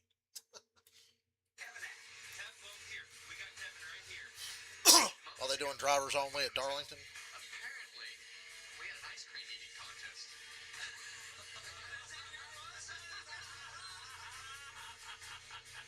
Blakey said they feed us well up here in the Fox booth. Tacos for life. He didn't have much to say. It's the first time Harvick hasn't had much to say. So much fun. It's the drivers' only broadcast coming up at Darlington in a couple of weeks for these truckers. We have had some great times over the years. And here's our lineup. Of course, Kevin Harvick, Blaney, Logano, Cindric, and Stenhouse. by now. And we got Austin. Friday, March 20th from Darlington. Drivers only broadcast. Brings all the energy and excitement to the Truck Series. I love drivers only because these guys are the stars of NASCAR, and that's what people tune in to watch. Cindric, he just packs his own little lunch, and he eats the whole time. And then he looks for lunch with the other drivers. Big kid. He is. He's a big kid. Looking forward to that in just a couple of weeks. So, all the drivers were on pit road, getting adjustments, fueling up, getting tires. And this was Dario. He had some ice. Shoulder sore. Yeah. I wonder if that's seat position. Dario's shoulders hurting him. The steering wheel, if there's something else that's going on. Was that the right? He looked like he was in pain there. I'm worried about Dario now. Maybe like Townsend said, that seat just didn't quite like he needed. Maybe hurt himself. I don't know, but he clearly in some pain there. And Michael, most of the corners here are He's an old man. down on that steering wheel, and it does put a lot of demand on your right shoulder. Let's see if we can dial him up real quick and find out. Hey, Dario Townsend in the Fox booth, you copy? How's your shoulder? Chris, right, a little bit of a loose cannon. Hey, but we're just watching that last stage break, and it looks like you had an ice pack. Everything okay there in the cockpit? It looked like maybe you were struggling a little bit with your right shoulder. Yeah, that's an old injury. I'm fine driving. I'm just not very good at throwing baseball or ice pack. So I know everything's good. It's a little hot here. I must admit, the aircon is not what I was expecting. So deal with that. I took a long, long places, damaging the front of the truck. I took out a bloody hinge at one point, which I am mortified about. I know we made a joke about it, but I'm absolutely mortified about it, and I want to apologise to him. All right, well, it was a position that worked out, but you're doing a great job. Watching you do the three-pedal thing is pretty cool. Keep it up, bud. Thanks, Tom. Yeah, give up the left foot. I couldn't feel what was going on. It hit the front of it. First timers in the truck series.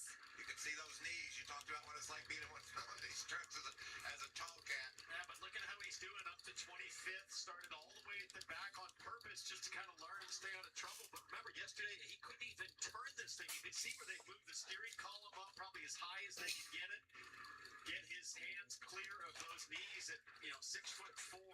It's a struggle to fit in this thing. And Michael, nobody knows it better than you do. So I can't imagine all the anticipation, all the work that got here, and then yesterday he couldn't even make a corner. Now he's doing just fine behind the wheel. Rams are starting to roll. This is a long stage too, by the way. Celsius on board here with Justin Haley. He's 19. Daniel Dye ahead of him at 17. Fucking 37 laps when they take the green. Two previous winners on road courses in the field. Ben Rhodes, the other one. And you know that truck over there with the 13 on it is the truck that Ben Rhodes won Daytona in? How about that? It's a backup truck. They carry it around. And now the 13 is the truck that actually won Daytona. And unfortunately, they had to use that back Yeah, they didn't want to. yesterday, right? Right there in the mix. So Riggs, Chandler Smith, Landon Lewis, Ty Majeski, Ben Rhodes, and Gio Ruggiero. Dario still in the top 10 and 8th. Have 37 laps to go. A little more than an hour till the O'Reilly Series race, so I feel like this is going to take a while. Riggs is the leader. Pick the inside. Clears Chandler Smith at the end of the front stretch. Ty Majeski going for second. If you ain't got track position now, you ain't never going to get it. Majeski to second. They're side by side for fourth. Lewis fucking concedes the position to Ben Rhodes, unfortunately. Whoa, look at all these blocks back here. Whoa! 45 swerved out to block and then hit the brake for the corner, and him and the 18 got together. That destroyed the right front on Ankram's truck. That's right in front of Dario, too. This is a long segment.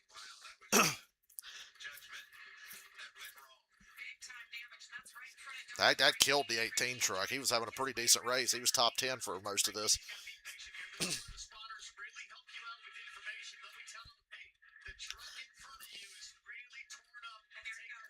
He gets by. Dario gets by Ankrum.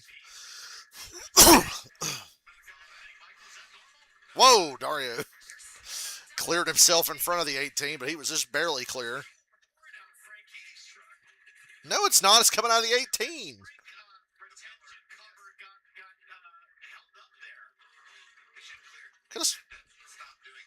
That was coming out of the 18, I thought.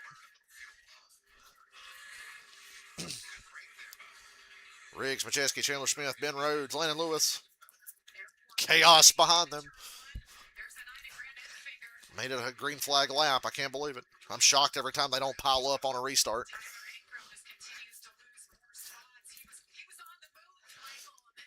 Arrow doesn't mean a whole lot here, but there's a couple of long straightaways, and that's a lot of damage on that 18.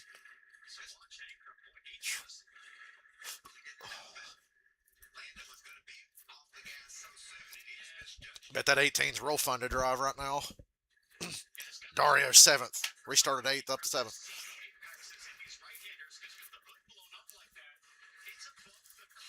All the old men are coming back this year. Tony Stewart, Dario, Jimmy Johnson, Colin Brown.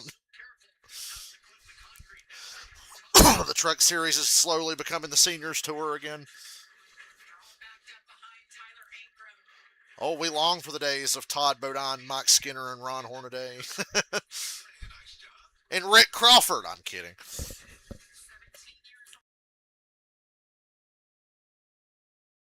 from last year. How about that? Said if I have a good run here, I might get a couple more races. So such a nice young man. We had stories from front to back. 35 to go. Could be a long run now. Perez trying to squeeze under Ankrum, couldn't quite get it done. See the 25, Colin Brown, right in the hunt. Lane Briggs continues up front, just about a second, a little over a second now ahead of Ty Majeski. They having 3 of those Ram trucks up in the top 18 is a great. And Daniel Dye's 18th. Colin Brown's 13th. See Colin Brown here. And Haley 17th. Yeah, they're not having completely shit days, the Ram team. Getting ready. Where's Minnie Tyrell? Tyler Ankrum.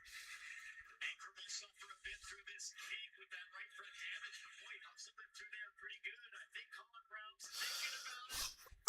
Wait for his chance.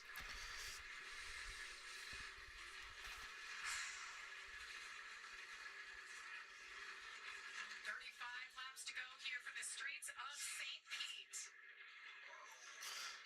Big dive there. She's too lazy to say the whole word. St. Petersburg. From the 32 truck right there, Tyler Wright, he was stalled on the track just on the pace lap, guys, and he had to get a little jump, and now he's making his way through the field up to 14. There's the dive on the brakes. Right and right, side by side. So tough to Damn. get in there, and all of a sudden, right, the 81 got into the wall, and now he's Oh, Lord. That Dawson Sutton trying to charge his way up through the fast. What the hell, Justin Haley going 3 wide? 3 wide? My goodness, the 16. Haley had to back out of that. That's Justin Haley. It's going to cost him a spot, possibly. There's a turn four. That will never work on an IndyCar weekend, and the truck guys showing off their stuff here. Now Wright's got his hands full. Justin It's a bloodbath. From like 10th on back, this race is an absolute bloodbath. Woo. In NASCAR Townsend, sometimes the battle for 20th is more intense than the battle for the lead. That's usually how it is in NASCAR. Like Mikey just said, the battle for 20th way worse than the battle for the lead. Daniel Hemrick in the red and white truck. He had that damage earlier, got into his teammate. They got him taped up. You see on the right side there, he's still digging. Boy, the 81 is just really struggling. Brake zones power down, and now Justin Haley in that 16 Celsius truck with an easy run. Although it's like the 81 is just stronger on the inside. Oh, the 13 spins. Cole Butcher Really didn't hit anything. spun out, didn't hit anyone. Should be able to get it going again. That big mess that we But that ruins his race. hopefully get her fired up. We can stay green. I don't know how Ankrum is still running. He's 12th. Back in, that's exactly the same accident that happened with Dario Franchitti earlier, except The truck he ran into is 5th right now. Let's go on board the pitch and see his view of what happened to Cole Butcher. That's a wheel hop more than likely. Eh, some wheel hop. This guy going through. My friend ran into me. I'm gonna let him go. I don't even know him. Wow. big credit to the spotters right there too, probably giving Hinch the information, knowing somebody was all out of shape back in it into turn one. Haley really wants to get by. Justin Haley up to 17. 32 laps to go from St. Pete. Lane Briggs continues to lead over Ty Majeski. There's battles all over the place. My head is spinning. Not gonna shiny hunt under green, although I'm tempted.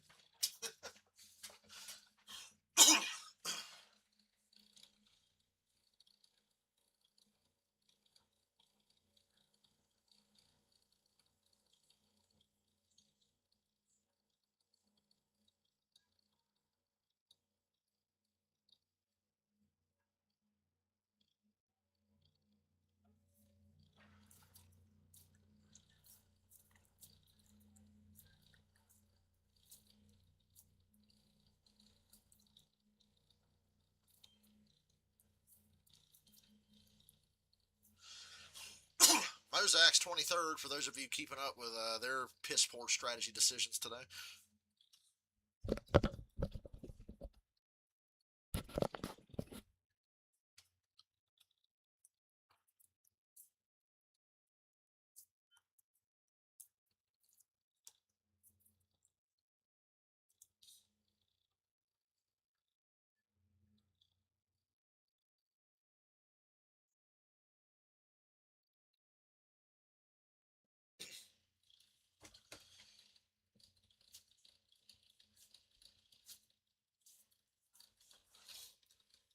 A lot of guys smoking the tires into these corners now. Keep thinking somebody's like blowing up or blowing a tire. It's like, no, they're just driving way too hard into the corner.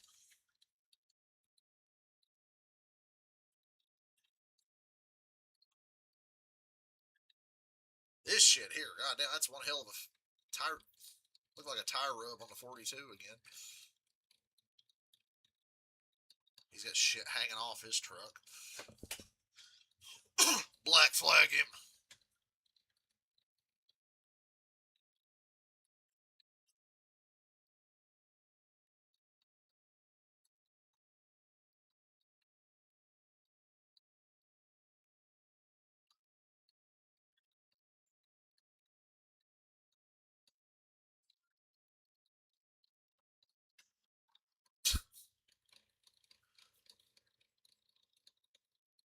Eighteen's losing more spots. It's like he's just getting worse and worse.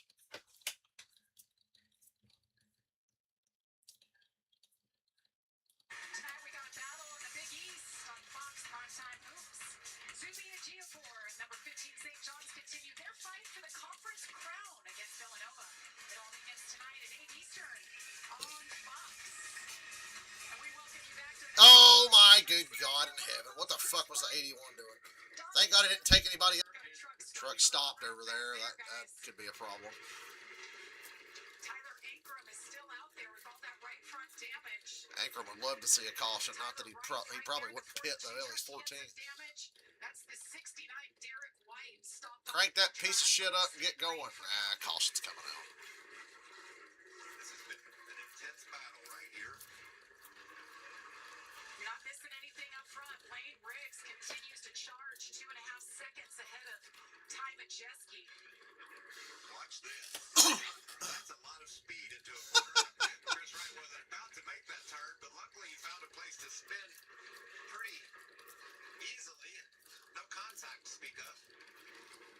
Caution. Some of that wheel hop that we talk about is the caution. Slow piece of shit truck still stopped over there. Fifth caution for today. You gotta be proud of your buddy Dario. He's just been right there all day long, right in the mix and steadily in the top 10, running 7th. I mean, he's made it here to stage 3. He now has a caution to settle back down, think about everything that he's learned through these Caution, I'm steps, going to shiny hunt and again. talk to his team a little bit, think about technique, maybe make some adjustments. At least I got something to keep me entertained during cautions, and that's not getting the shiny Squirtle I want. He needs to get hydrated. Looks like maybe some Gatorade in that bottle. I'm sure there's been a lot of heavy cardio for Dario Franchitti these last 10 or 12 years. He has a lot of fun going all over the world, driving cool vintage cars, doing fun events. But there's nothing like the temperatures in these cockpits. I don't know. You've driven these things for years. It's got to be hot in there. Some of the hottest I'd ever been was out in California at Sears Point running the road course, because you work so hard on left and right and braking. There's a lot of physical things that go into the performance of the car, and if you're hot, it just adds to the. And then you get a caution and you heat soak, right? You slow down. There's no air flowing through. See Inch getting a drink on board the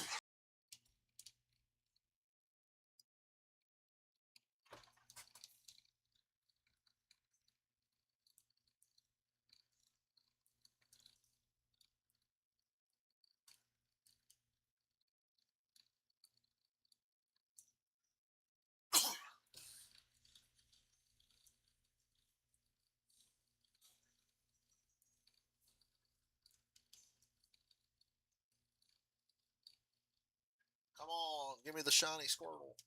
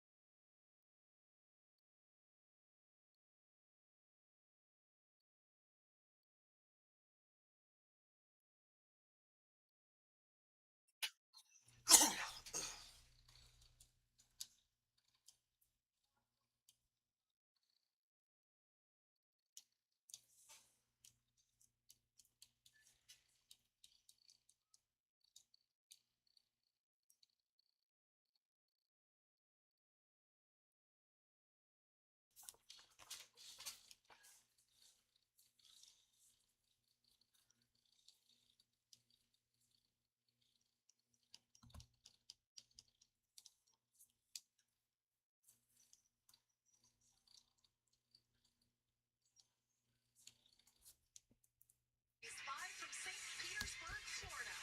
Michael, this is not a shot that we typically see. No. The truckers, some yachts, and I think it's lovely. beautiful waterways. I'm enjoying my experience here in St. Pete.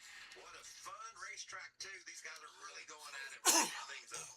Love this doubleheader this weekend right here on Fox. The Firestone Grand Prix of St. Pete coming up tomorrow at 12 Eastern. Townsend Bell, the analyst, he'll be there as well, so he's double dipping. And then race day, 2:30 Eastern for the Cup Series over at Circuit of the Americas in Austin. Of course, green flag at 3:30. And hey, we're having so much fun with the doubleheader this weekend with trucks and IndyCar. We're going to do it next weekend. It's a desert double IndyCar on Saturday and the Straight Top 500 on Sunday. I'm looking forward to that. I'll be covering both races, kind of bridging that gap and bringing some drivers who are watching. And it'll be great. Could be fun to watch IndyCar. You know, we've been there many times, but it's been a few years, and certainly the first time IndyCar's raced since Phoenix has been reconfigured. Turns 1 and 2 in a totally different place now. Unbelievable speeds. We saw them test Oh, yeah. there a few weeks ago. Did you see some drivers making their way down pit road? We have some takers. The IndyCar race at Phoenix might be the best race next week. Just outside the top 15, Nathan Nicholson's had a good run in that 76 truck. I saw him come to pit road. And there's Hinch getting a little bit of a adjustment of some sort. Like to see them handling a fresh water bottle. I mean, as hard as those guys were drinking during the caution, it's hot in there. I guess. And I'm guessing they're out of fluids. Let's get an update on Grant Enfinger, Georgia. Well, you guys brought him up a little bit earlier today, but I really wanted to highlight him. 23rd to 8th right now for Enfinger. But the most special part of this is that before this weekend, he'd never even seen a street course other than on television. So now that he's here, he's really excited about it. He was struggling with drive off the corner, and they fixed that in the first stage break. So he's much happier with the truck. They're good on fuel, but it was going to be close before this caution. So this is going to help them as well as everyone in the field. But a solid day for Enfinger so far in his first street course ever. Yeah, he's doing a great job. You know, Grant's just he's a champ. He can get it done anywhere. And just showing his skills on this street course is not surprising at all. So I look at those top 4 names, Michael, and all I see is experience. You know, just guys, we talked about this since the beginning. What's going to win out here if you know the track or you know the truck? And so far, knowing the truck is what really matters. Well, there's strength in numbers, too. There's a lot more guys that know their truck. And there was just a couple of heavy hitters that are world-class road racers. And right now, the truckers have their number. Amanda. You guys were talking about the experience, and I had a long conversation with Ty Majeski about that earlier today, about what we would see at the end of this race. Would it be track experience? Would it be truck experience? And he said you will see truck experience supersede towards the end of this. And that's Townsend, as you just mentioned out.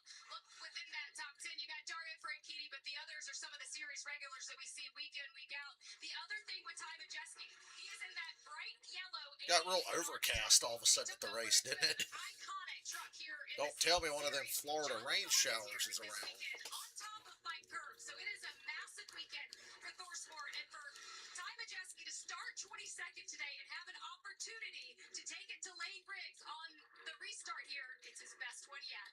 Absolutely. When we talk about the experience of the truckers, how about this guy? Landon Lewis back in fifth. Doesn't have truck experience, not much, only a handful. Doesn't have experience here at St. Pete, so he's putting it all together, just showing how good he is. This 19-year-old from Ocean Isle Beach, North Carolina, doing a heck of a job. We mentioned Ron Hornaday is his driver coach. He lives with Ron's family. They have helped this young man. Kevin Harvick represents him. That's what it means. Like, that's how good this kid is. So hats off to him running top 5. This is huge. What a great run. Let's take a look back at how we got to this point today. It's been a busy one, guys. A lot of crazy action. You can see Franchitti bouncing off the wall there. He's not the only one bouncing off walls. Dario's not used to sitting on the left-hand side. He's used to sitting in the middle. Justin Haley there down in turn 1, getting turned around, and then Dario Franchitti backing into his longtime friend James Hinchcliffe. Not much damage to Dario's truck, but quite a bit to the right side of the 77 as Lane Riggs pushes his way forward. Yeah, Lane Riggs says, excuse me, I'm coming through, and he is doing just that. Big crash here. As you see, Tanner Gray, big damage. into the wall. Pit roads took control of this race early, but there's been a lot of movers. Yeah, Adam Andretti, big contact with that. Christian Eckes, teammates Daniel Hemrick with some damage there. A lot of wrecked trucks, but they're still digging here. Yeah, Chandler Smith with a great move there on that restart, the 38 to the front. More problems for Hinch. Big rear lockup down in turn 10, and then just couldn't quite get the 180 spin done. Lost more positions. But this was a pretty slick move. Too wide for turns 4 and 5. And you didn't see that coming, did you, Townsend? I mean, that's a tight place on this racetrack. Very They were tight. making it work. But two guys that understand slip angle with their trucks, space, kind of where all four paws are, if you will, on the animal. These are not young cubs. These are grown bears getting after it. And I think if there's a Did you just say common thread for the cubs? top We were five, talking about these bears, are cubs, trucks and that we twinks so see far on get this to the top broadcast five today in on stage Fox. 3. Michael Waldrop said twink earlier. And now they're talking about bears. Well, we saw that with Tyler Ankrum. He was charging one of the fastest trucks on the track. Made a slight mistake entering turn 1 towards right front fender. Still no shiny Squirtle. Every caution for the rest of the day in this race and the O'Reilly Series race, I'm shiny hunting. And for the first time today, Ty Majeski restarting. Trying to get my damn shiny Squirtle. Flag is in the air, 25 laps to go. 25 to go. Majeski on the outside front row with Riggs. Riggs didn't get clear. He should hold this in turn 1. Or did he overdrive it? And the 98 swerves back. The 88, swerves back to his inside. Oh, and Riggs almost walled him. He squeezed him there and holds the lead. And now Rhodes is back in it. Remember, he dominated a lot of this race. He fell off at one point. Got passed by the 34 and the 38. He's back in the picture now. Getting held up by his teammate, though, watching Riggs drive away. Tight racing. Brucey's Kate Honeycutt has some damage trying to fight his way back. Grant Enfinger, Georgia talked about him. Running 8th right now. First time ever seen a straight course, never raced on it. One of the better. Everybody's got some kind of fender damage or headlight damage or quarter panel tailgate damage. Out here, bumper to bumper. No dive bombs. You don't see that very often today. But all the rubber laid down right there where they're hopping that curve and putting all that pressure on the right side tires. Continues to lead here, 16 and counting. 24 to go. Riggs still out front. Nobody's been able to challenge him the last couple of restarts. And the longer they go green, it's like the more he stretches it out.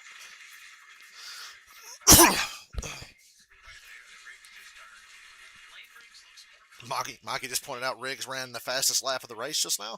He's got something figured out where he's confident. And not quite, but a pretty fast lap. Wheel hop and overcooking it, but Lane Riggs right at home, going hero deep into turns 1, turns 4, and turns 10. And there's a lot of lap time there if you can. Ooh, Ruggiero got spun. He was top 10. Not anymore. Ooh, a lot of damage on the driver's side door. With Dario Franchitti, 6 Franchitti was 7. I think Dario might have got him. What was all that smoke back there? Jesus Christ, Fox. This Blair Witch Project? And Hinch got spun out. That's what all that smoke was. I don't think he hit anything. Nice and all out. Bumper to bumper. No dive bombs. Now we're seeing carnage. It's starting to go the way of a demolition derby. He's trying to get it fired up. Trying to refire it. Lane Riggs. He's on the move. He ran. Honeycutt fighting Dario for 6th. And now he's up to 7th, trying to pick off Dario Franchitti for another spot, and he does it. Into 6th, Franchitti back to 7th. Frankitti's getting another challenge there. Grant Enfinger won some of that Dollar Tree truck. Wonder how Dario's feeling in the cockpit. You know, we've been at this now. Just bring home the top 10, Dario. Caution, caution. Comes out for an issue right What here in happened? turn 9. Gotta think it's awfully hot for Dario, and it's been so long since he's been in this kind of He's about to get the true NASCAR. It's the fucking 69 truck again. Like, are you serious, dude? Get off the fucking track. I think if you cause 3 goddamn cautions, your ass should get parked. Oh, well, back to shiny hunting the Squirtle. Sure, I'll get to do a lot more of that if that damn 69 truck doesn't fuck off and quit bringing out cautions. Lane Riggs has to feel good Like, about just what park he's it, doing dude. with the Fords. You guys ain't gonna get a good finish. You ain't gonna finish any better than where you are right now. Fuck off. What about the Rams? We've got Colin Braun's 11th. Daniel Dye 14th. Justin Haley 12th.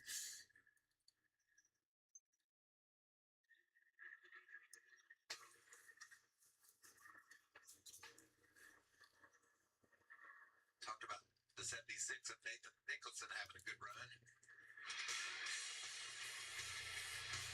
Until then,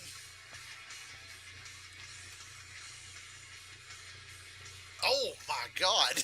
Jesus. Minnie Tyrell followed him right into the wall. Hell, there would have been a caution anyway, I think. Even if that dumbass slow track didn't keep stopping on track. Doing the damn David Rudiman. Just out there stopping. My shit's broken. I'm running dead last, but I'm going to keep going out here and bringing out cautions. Because I want to watch a demolition derby, not a NASCAR race. I swear, when I finally get this shiny Squirtle in Pokemon Leaf Green, it's going to be fantastic.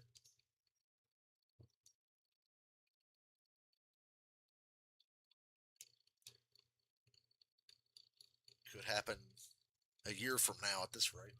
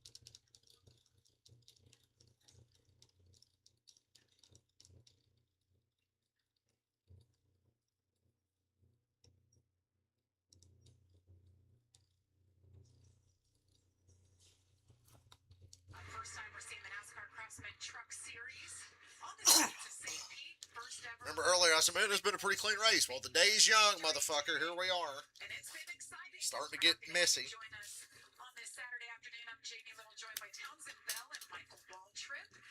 Townsend, what do you think so far? Your first official NASCAR race in the booth? I think it's been so exciting. I love watching the technique of all these drivers, especially in the truck series. You have so much roll and pitch and yaw of the trucks. You can really see them moving around and appreciate the artistry of the drivers. you also can appreciate how they're not shy to run into one another when necessary. Seems to be a lot of that going on too. Got a whole lot more steel to work with than carbon fiber of an IndyCar. Well, we've been talking about Dario quite a bit. His great run today. Let's hear from his crew chief, Amanda. Yes, crew chief wanted to be named as the chief annoyance officer here today, but you told me originally you wanted to be called Dario's #1 fan. How proud are you of him today? Very proud. I do have both those titles today. It's been a lot of fun. It's just great watching him get a feel for the truck and get a rhythm. But now we're at the point of the race where pushing and shoving is going to happen, and he's not used to having fenders. So I think he'll behave and be very respectful. I just hope that is reciprocal. I've been watching you during these pit stops. You've been up and down off the pit box, throwing ice to Dario. You were holding the fuel can. What's your level of anxiety, Jimmy? Anxiety is low, but excitement is high. He's been sitting on the couch so much that he finds the truck to be too hot, so I had to get him some ice, got him some Gatorade, and a few other elements, just knowing how the pit stop functions work, trying to help be there for the guys, get the truck ready. You ready for this in San Diego? Yes. Truck racing is so fun. I've had the greatest time here, and I've only done one truck race in my career, so to go back in San Diego, race my home turf, it's going to be a great weekend. And this is my first real experience with Tricon, and I have to hats off to Kevin Ray and everybody here at Tricon. They've got an incredible program. Toyota support, those things rocking and rolling. Glad to be here. We can't wait to see it. Yeah, thank you. Late August as well. So, just a wonderful year for American racing in this event in San Diego. I would expect an awesome display of our armed forces on that weekend. The truck drivers are going to have a blast. Well, we're seeing what they're capable of, right, Michael? Yeah, they can adapt to anything. Just do some amazing driving, the curb hopping, and like I said, Top four in this race are all truck regulars. Stuck behind a truck, not being able to see where you're going with all the different apexes and angles you've got to take, and be able to pull out passes like that. And now the truck regulars have 60 laps of radar. It's going to be fun. Just saw Connor Mozak. Look at the damage on so many of these trucks. Connor Mozak was lights out earlier on. He led from the pole for a handful of laps, had that damage. He's back buried in the field. You pointed at the timing screen. So he's in 18th right now. That's certainly something we're going to stay on top of. Just taking a look right here at this little hub mount and the steering wheel. I don't know if it's loose on the hub or the hub's just not tight to the steering shaft. Let's just.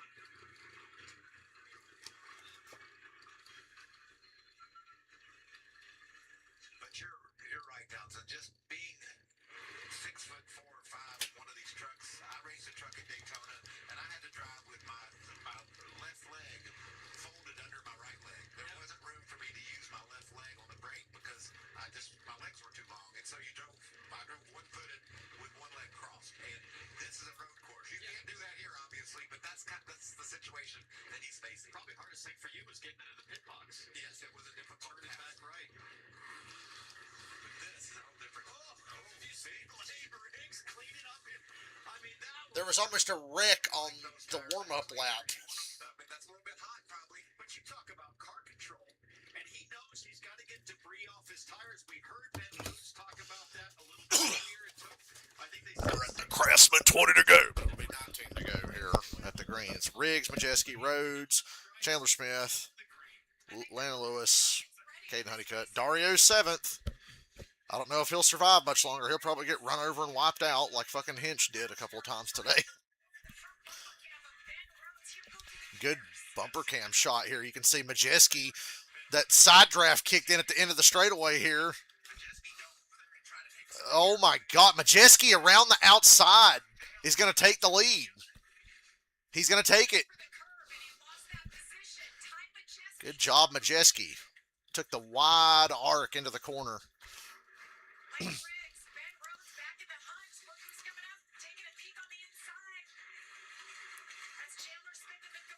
Riggs has got to be pissy about all the damn cautions because he was leading fairly comfortably on every green flag run to this point.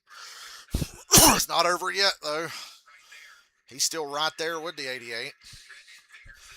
This is the beginning of Tom Majeski making Matt Crafton look really bad. If he can win this race today.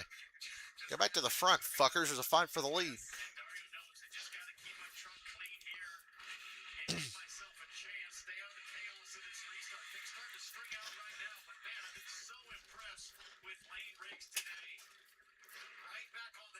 Oh my God, Majeski, where are you going? Did that thing break? What a choke. Majeski had the lead and just blew the corner and drove into the tire wall. He drove away from that, but he's in 6th now. Lane Riggs is the leader once again. Driver error on the 88. I thought something might have broke. Obviously not, though. I bet something's... If it's not broken, it's dented now. I got no idea what happened there.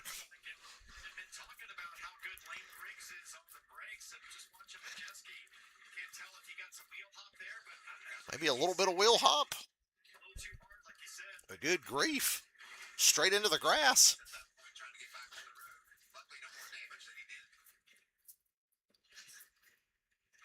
Took himself out of the game on that one.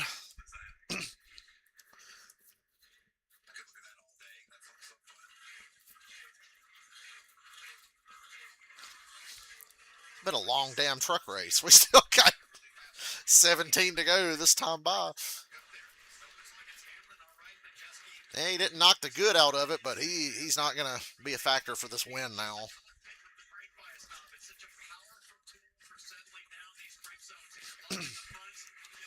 He'll be a lot more careful into that corner, I bet, for the rest of the day.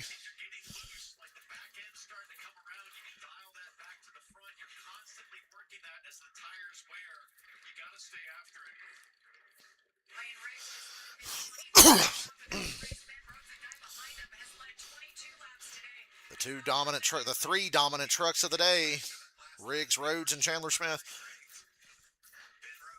Majeski had a chance there, and he blew it.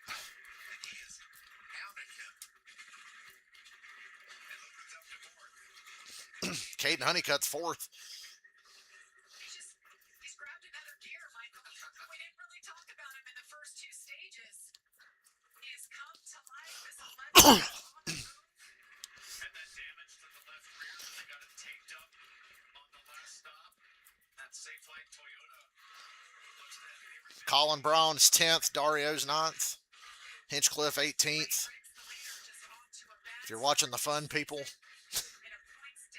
Colin Brown being the best Ram truck in this race is pretty funny. With his road course experience, I guess it does make sense.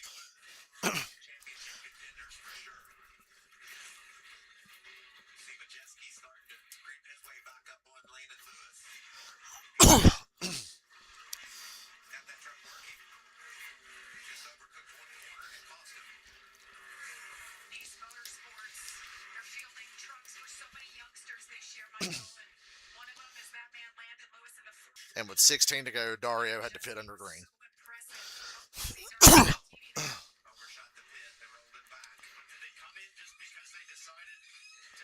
Old 91 got spun around. He loops it. He should drive on. He does.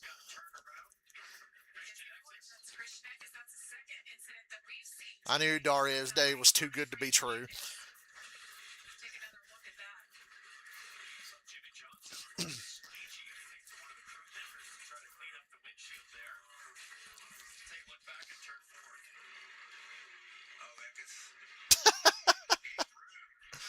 He gave room, but I don't think Roth was interested in taking the room. He just plowed into the 91.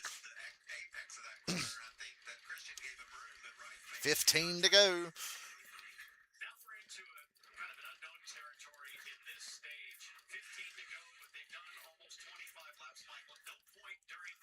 Some debris there in the S's. Keep an eye on that.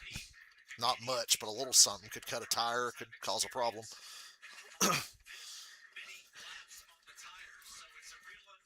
What's your balance going to do? How are these things going to hang on?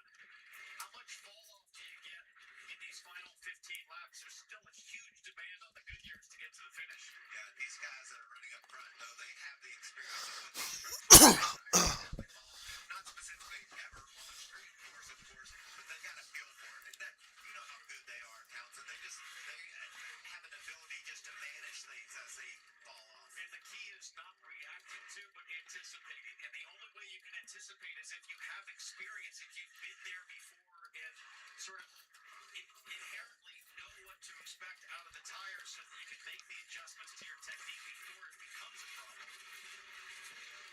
So far, Lane Riggs doing everything that he needs to do.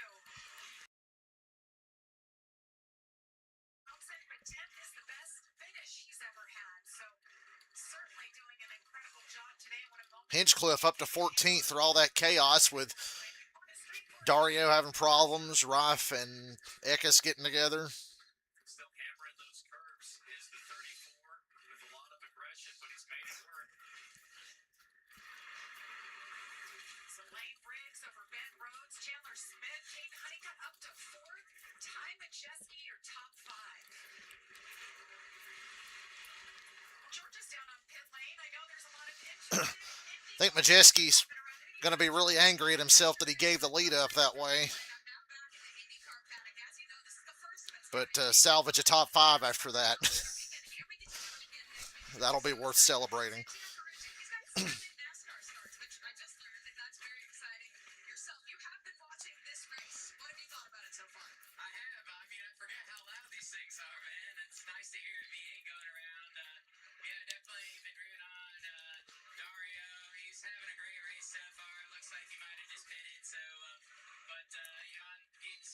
So, some, Got to see Riggs drive to the front.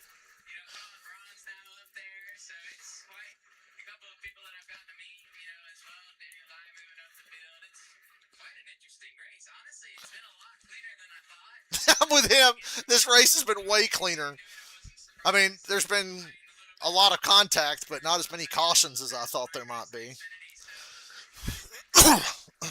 So I'm with Santino Ferrucci. It's been a cleaner race than I expected. Get ready for that. Thanks, Santi. Thank you. I appreciate it.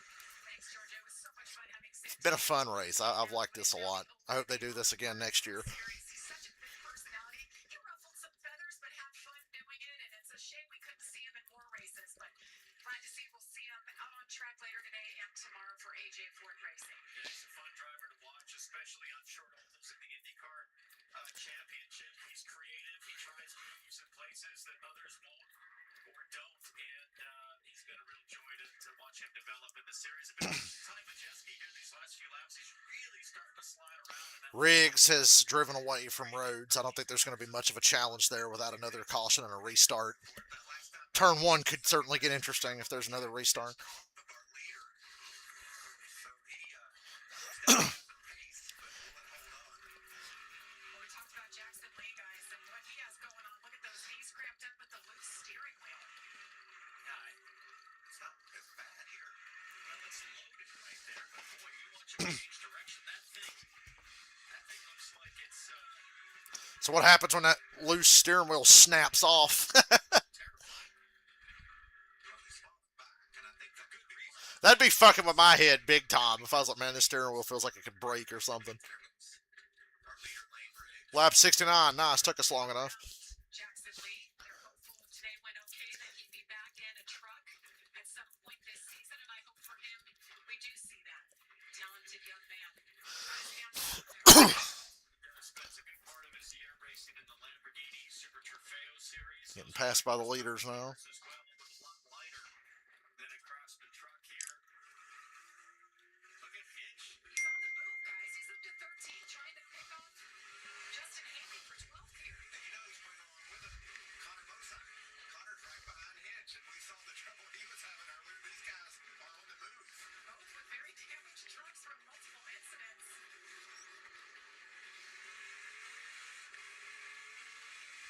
See how much curve James Hitch, Jimmy Hitch takes right here. Fair bit. Great news.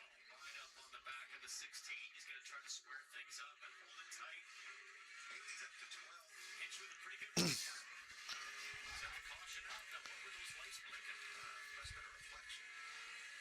When he said the caution's out, and I looked up and saw that yellow Ram logo, dude, like, can they make the Ram thing black with yellow letters instead? They're side by side. Goddamn, Hinchcliffe's going to charge and get a top 10. He's 11th. Hinch is up to 11th. We were watching Dari all day going, hope he gets... Outside of their comfort zone and do something new and different. And you know what it's going to be like for Hitch and for Dario and some of the other first timers tonight. They're going to go to bed thinking, oh, I wish we were racing tomorrow. There's so much I would do different. And big smiles. He made that mistake, Jamie, but he has rebounded and is showing that 88 truck. Fastest lap, last lap around. Ty Majeski with a 79.1. That was 3/10 quicker than the leader. Majeski overshot turn 14 earlier while leading. Gave up about 6 by 6 spots. Now he's back up to third. Does he have enough time? 10 laps seems like a long ways to go around here. Shut up, Mikey. Majeski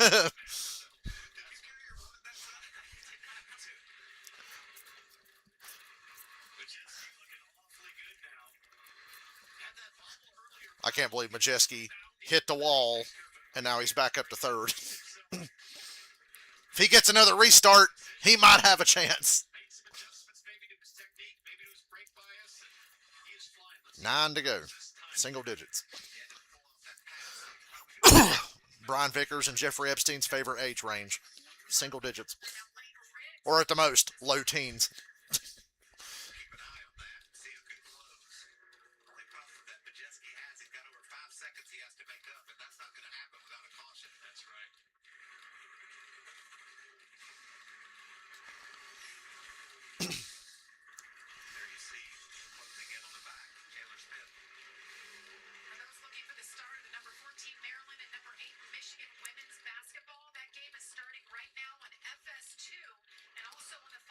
Yeah, sorry, ladies basketball. We trucking. Coverage here from St. Petersburg. NASCAR's like, please stay green. The goddamn O'Reilly race is coming up in about. The pre-race starts in like 20 minutes on CW.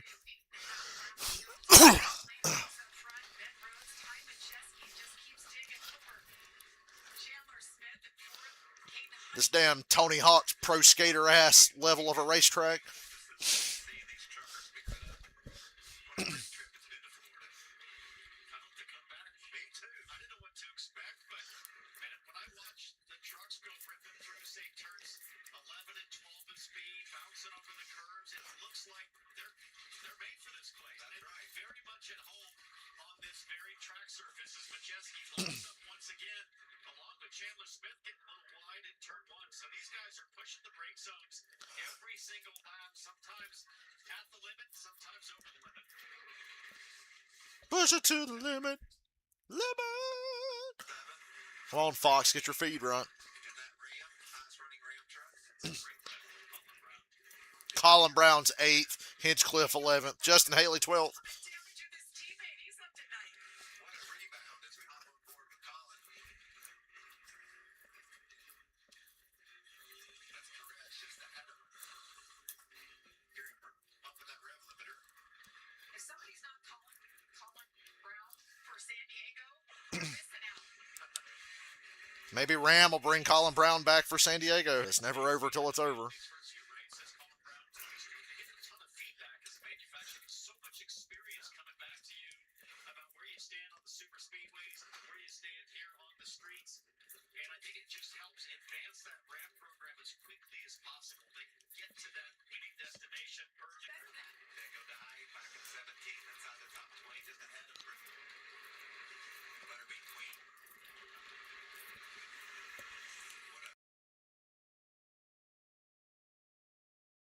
Briggs just getting it done. I'm far back. I'm afraid to do the math on 14 times 7, but there's still a lot of turns left.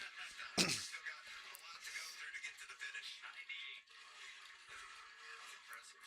Lane Riggs started 28th today, and that's because he finished 31st in Daytona and 27th last week in Atlanta. So what a comeback, but we knew it wouldn't be very long for Lane Riggs and that bunch.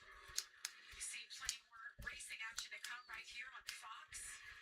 From St. Petersburg, you've got the IndyCar Grand Prix at 12 Eastern. And then 2:30 Eastern race day begins on Fox for the Cup Stars. Looking forward to that. How fun was it to have our big. What a great day of racing. Rare Michael Waltrip W praising the noon start time. For the Cup race tomorrow. I too Like Michael am a fan of the noon start time. Now he's deep. He's deep or something. Yeah, he qualified outside. I don't know. I picked Reddick, and I do a little pre-race pick, and he was my number one pick just because no one's ever won the first 3 in a row. Yep. And if he doesn't, I want him to be on it. And so he's my main pick. But there's just so many talented racers. Ross Chastain's good on the road. Of course, he's second, so it's really hard to pick a single guy. You see the battle here? Or excuse me, that's a lap truck. Yes, Mikey, that's Lane Riggs passing a lap truck, not a battle for the lead. 5 laps to go. Ruggiero, who has had a pretty tough mid part of the race, contact earlier, and just kind of struggling to hang on to the lead lap, goes a lap down with 5 to go. Gio Ruggiero back in 26th. Tell you, Ben Rhodes has closed that gap a bit, guys. It's Majeski. He ran like a second. Yeah, this top 3 is tightening up. Look at lap times. Majeski's going to get there. Yeah, Majeski's real fast. Majeski is way faster than Riggs right now, like half a second. Rhodes is a couple of tenths. 5 laps remaining. Let's see what happens. It went from a 2-second lead to under a second and a half. See if Riggs has anything left, if he's even going to need it. They're close enough to keep him honest for the next 5 laps. Riggs might have got hung up on some last traffic because I saw one lap where he lost a second, and you said there 6 tenths the last time. Look how close, guys. They come out at 14. It'll be 4 laps to go. could get one of them Canadian Tire Motorsports Park finishes here if this tightens up anymore. With lap traffic, I think the lap truck might have hurt him, but hell, there's more. Ooh, he's catching up at a bad spot, too. You can't really pass through here. Oh, he just barely got around that 52. That's good. Ooh, man, the 99 got right on his bumper after that. Here we go, boys. There was a gap. There is no longer a gap. The pressure is on. Oh, my God. Rhodes right in his tire tracks. Big dive. Here you go. Oh, man. Couldn't get there. Overdriving the corner like that's going to help Riggs pull away again by a little bit.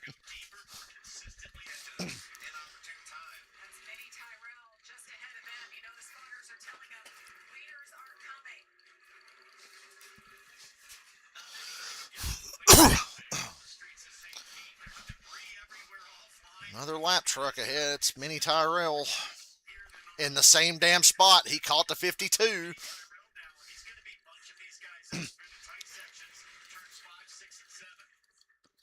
Oh my God, he can't get by Mini Tyrell. It's just the worst possible area to catch him. 34 had to back his entry up a lot there. You know, Rhodes wasn't backing up that shit.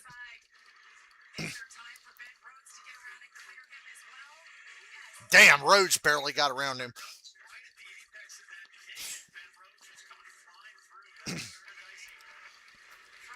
I think head-to-head, Riggs is still just a little bit better, but he's just catching lap trucks at a bad time, and it's keeping it close. Rhodes again, locking up the damn right front again, but he didn't lose any time at that corner like he did the lap before. 2 laps to go.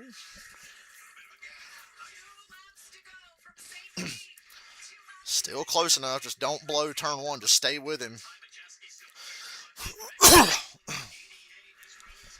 Rhodes loose again. Trying to get back in the gas a little too quick and a little too hard. He was a 10th quicker that previous lap. It's not a lot, but it's relevant because he's right behind him. No lap trucks through this area this lap. They finally caught a break.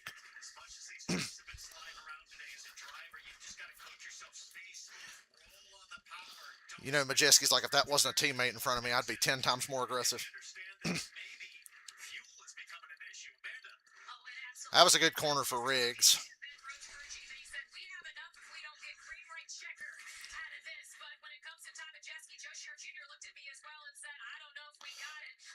Rhodes almost hit the wall. Let's see if Rhodes completely gives away his chance to win the race in this last corner here before the 1 to go. Not even close enough to really make a dive in. What are you doing, Rhodes? That gave the race away there. You might as well let that 88 go. 1 lap to go. And we are worried about fuel mileage. Majeski got back to 2nd. Oh, what could have been for Majeski? If he doesn't blow that corner when he got the lead earlier, he probably wins this race. As fast as he is right now compared to Riggs, he would have definitely won this race. The difference in the race was 1 mistake by Majeski.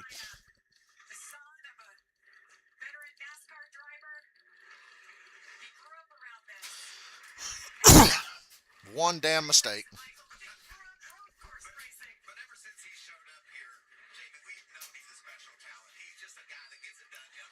Oh, Majeski almost hit the wall there.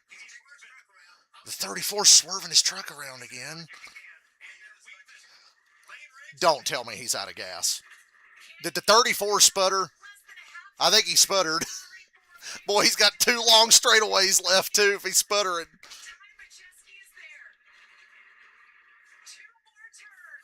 34 picked up speed there. Oh, Majeski, don't do it. Oh, he missed it. I thought he was going to drive in and just clobber Lane Riggs.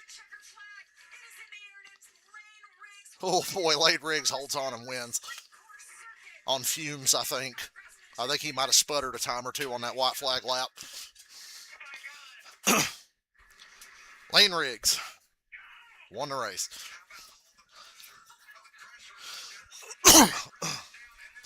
Hinch got a top 10. If he gets it across the line, Hinch is a top 10. Colin Brown, 9th. Hinch is currently 10th. Got to get to the line. James Hinchcliffe, top 10. Truck Series debut. And Brennan Queen's truck is destroyed after the round. What the hell?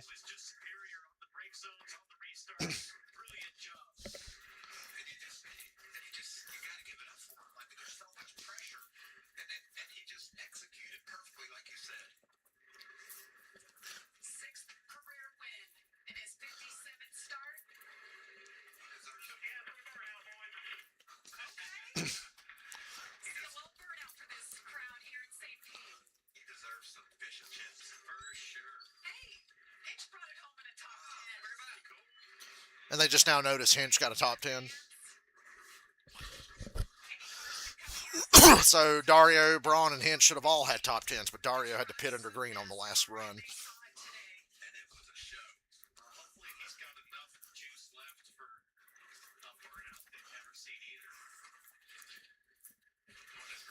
Everybody at the front kept it clean, too. I thought the 88 was going to clean him out, but he missed him. I think he missed him on purpose. He realized he overcooked the corner and was just going to wipe him out if he did stay where he was going to go.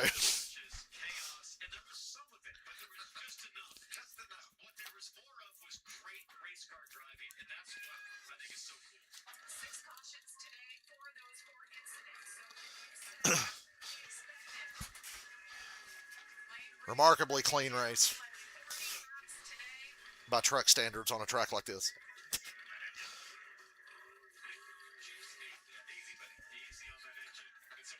And Front Row has won 2 of the first 3 races this season in trucks. It's exciting. You want to be the first to win at something for the first time. What about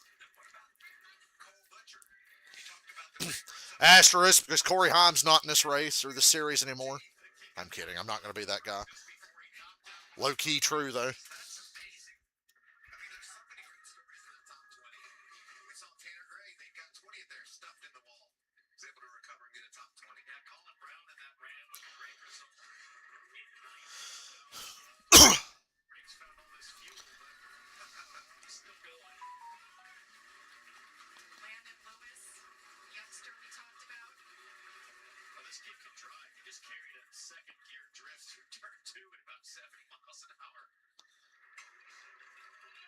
This is great. He'll remember this lap forever. Yeah. Fans going crazy. You're on the public streets. You're thinking to yourself, how is this legal?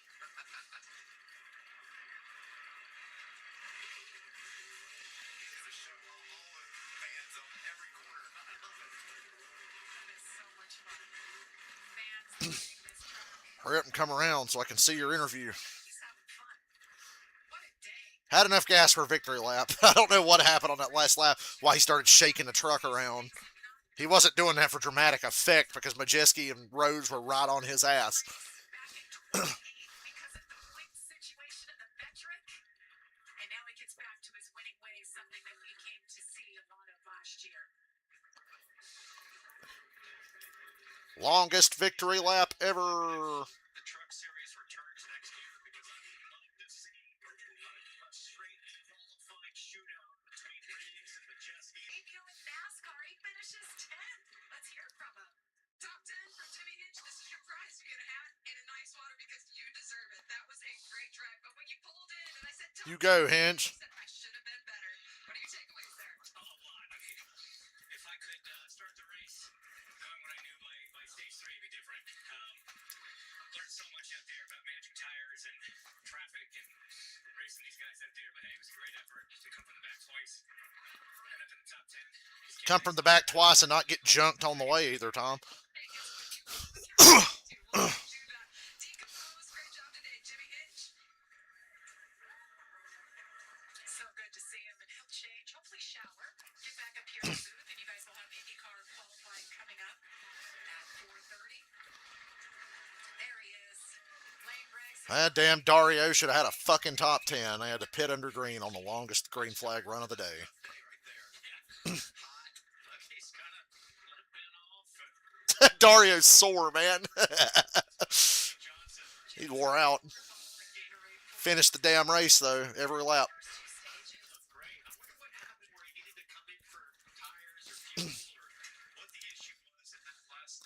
Typical Fox, we didn't find out why Dario had to pit under green. A good spot to relax. His friends all taking care of him. Dario. There's Mario. Yeah. Mario and Dario. Franchitti ends up 27. Jimmy Johnson pouring water on him. 52-year-old Scottish man doesn't race much these days. This was a big day for him. Get that sugar. It's clearly a lot hotter in the seat than Dario was expecting. He got a chance to do a short test down at Sebring, but it was Putting the Xfinity O'Reilly pre-race on my phone. We saw those drivers working so hard. Legs, arms, everything. And to do what Lane Riggs did, no testing. They will utilize every foot of that racing surface, and they'll still probably find out a way to run out of spaces. They run it by the way, say one or two grooves, working through this part of the corner, restarts. It's exciting here, 6, 7, 8 wide is often the case here, and it should be hot and heavy from the very start of this race. There's a lot of tricky points of this racetrack, Kim, but you got to get through turn 1 before you worry about any of the other ones. Well, Dylan, Connor Zilic and Shane Van Gisbergen will After Lane Riggs' interview, I'll stop the stream and make another one for the O'Reilly Series race. strategy is straightforward. All they have to do about is win. So that means short pitting before the end of the stage, winning track position. For the rest of the field, He's on the winner here on the streets of St. Pete. But I talked to you ahead of this race, and you said we could not been ourselves, but much controlled by destiny here today. How much of that was on display right there? Hey, first thing I'm going to say, thank you to Joey B. I know he's one of my road course guy. He's the man. He helped me so much. We've been working on this racetrack in the simulator at Ford Racing since December. And I really, really wanted my first win on the road course. The short track guy from Bahama, North Carolina, won at St. Pete. I can't believe it. I've really been trying to perfect my craft. I feel like I've been close to the road courses. And just big shout out to everybody for hard sports. Long John Silver's on the road this weekend. It's just a dream come true. I literally said this year, I just want to win a road course just to show I'm not just that short All right, track guy. come back in a few minutes. We'll be back.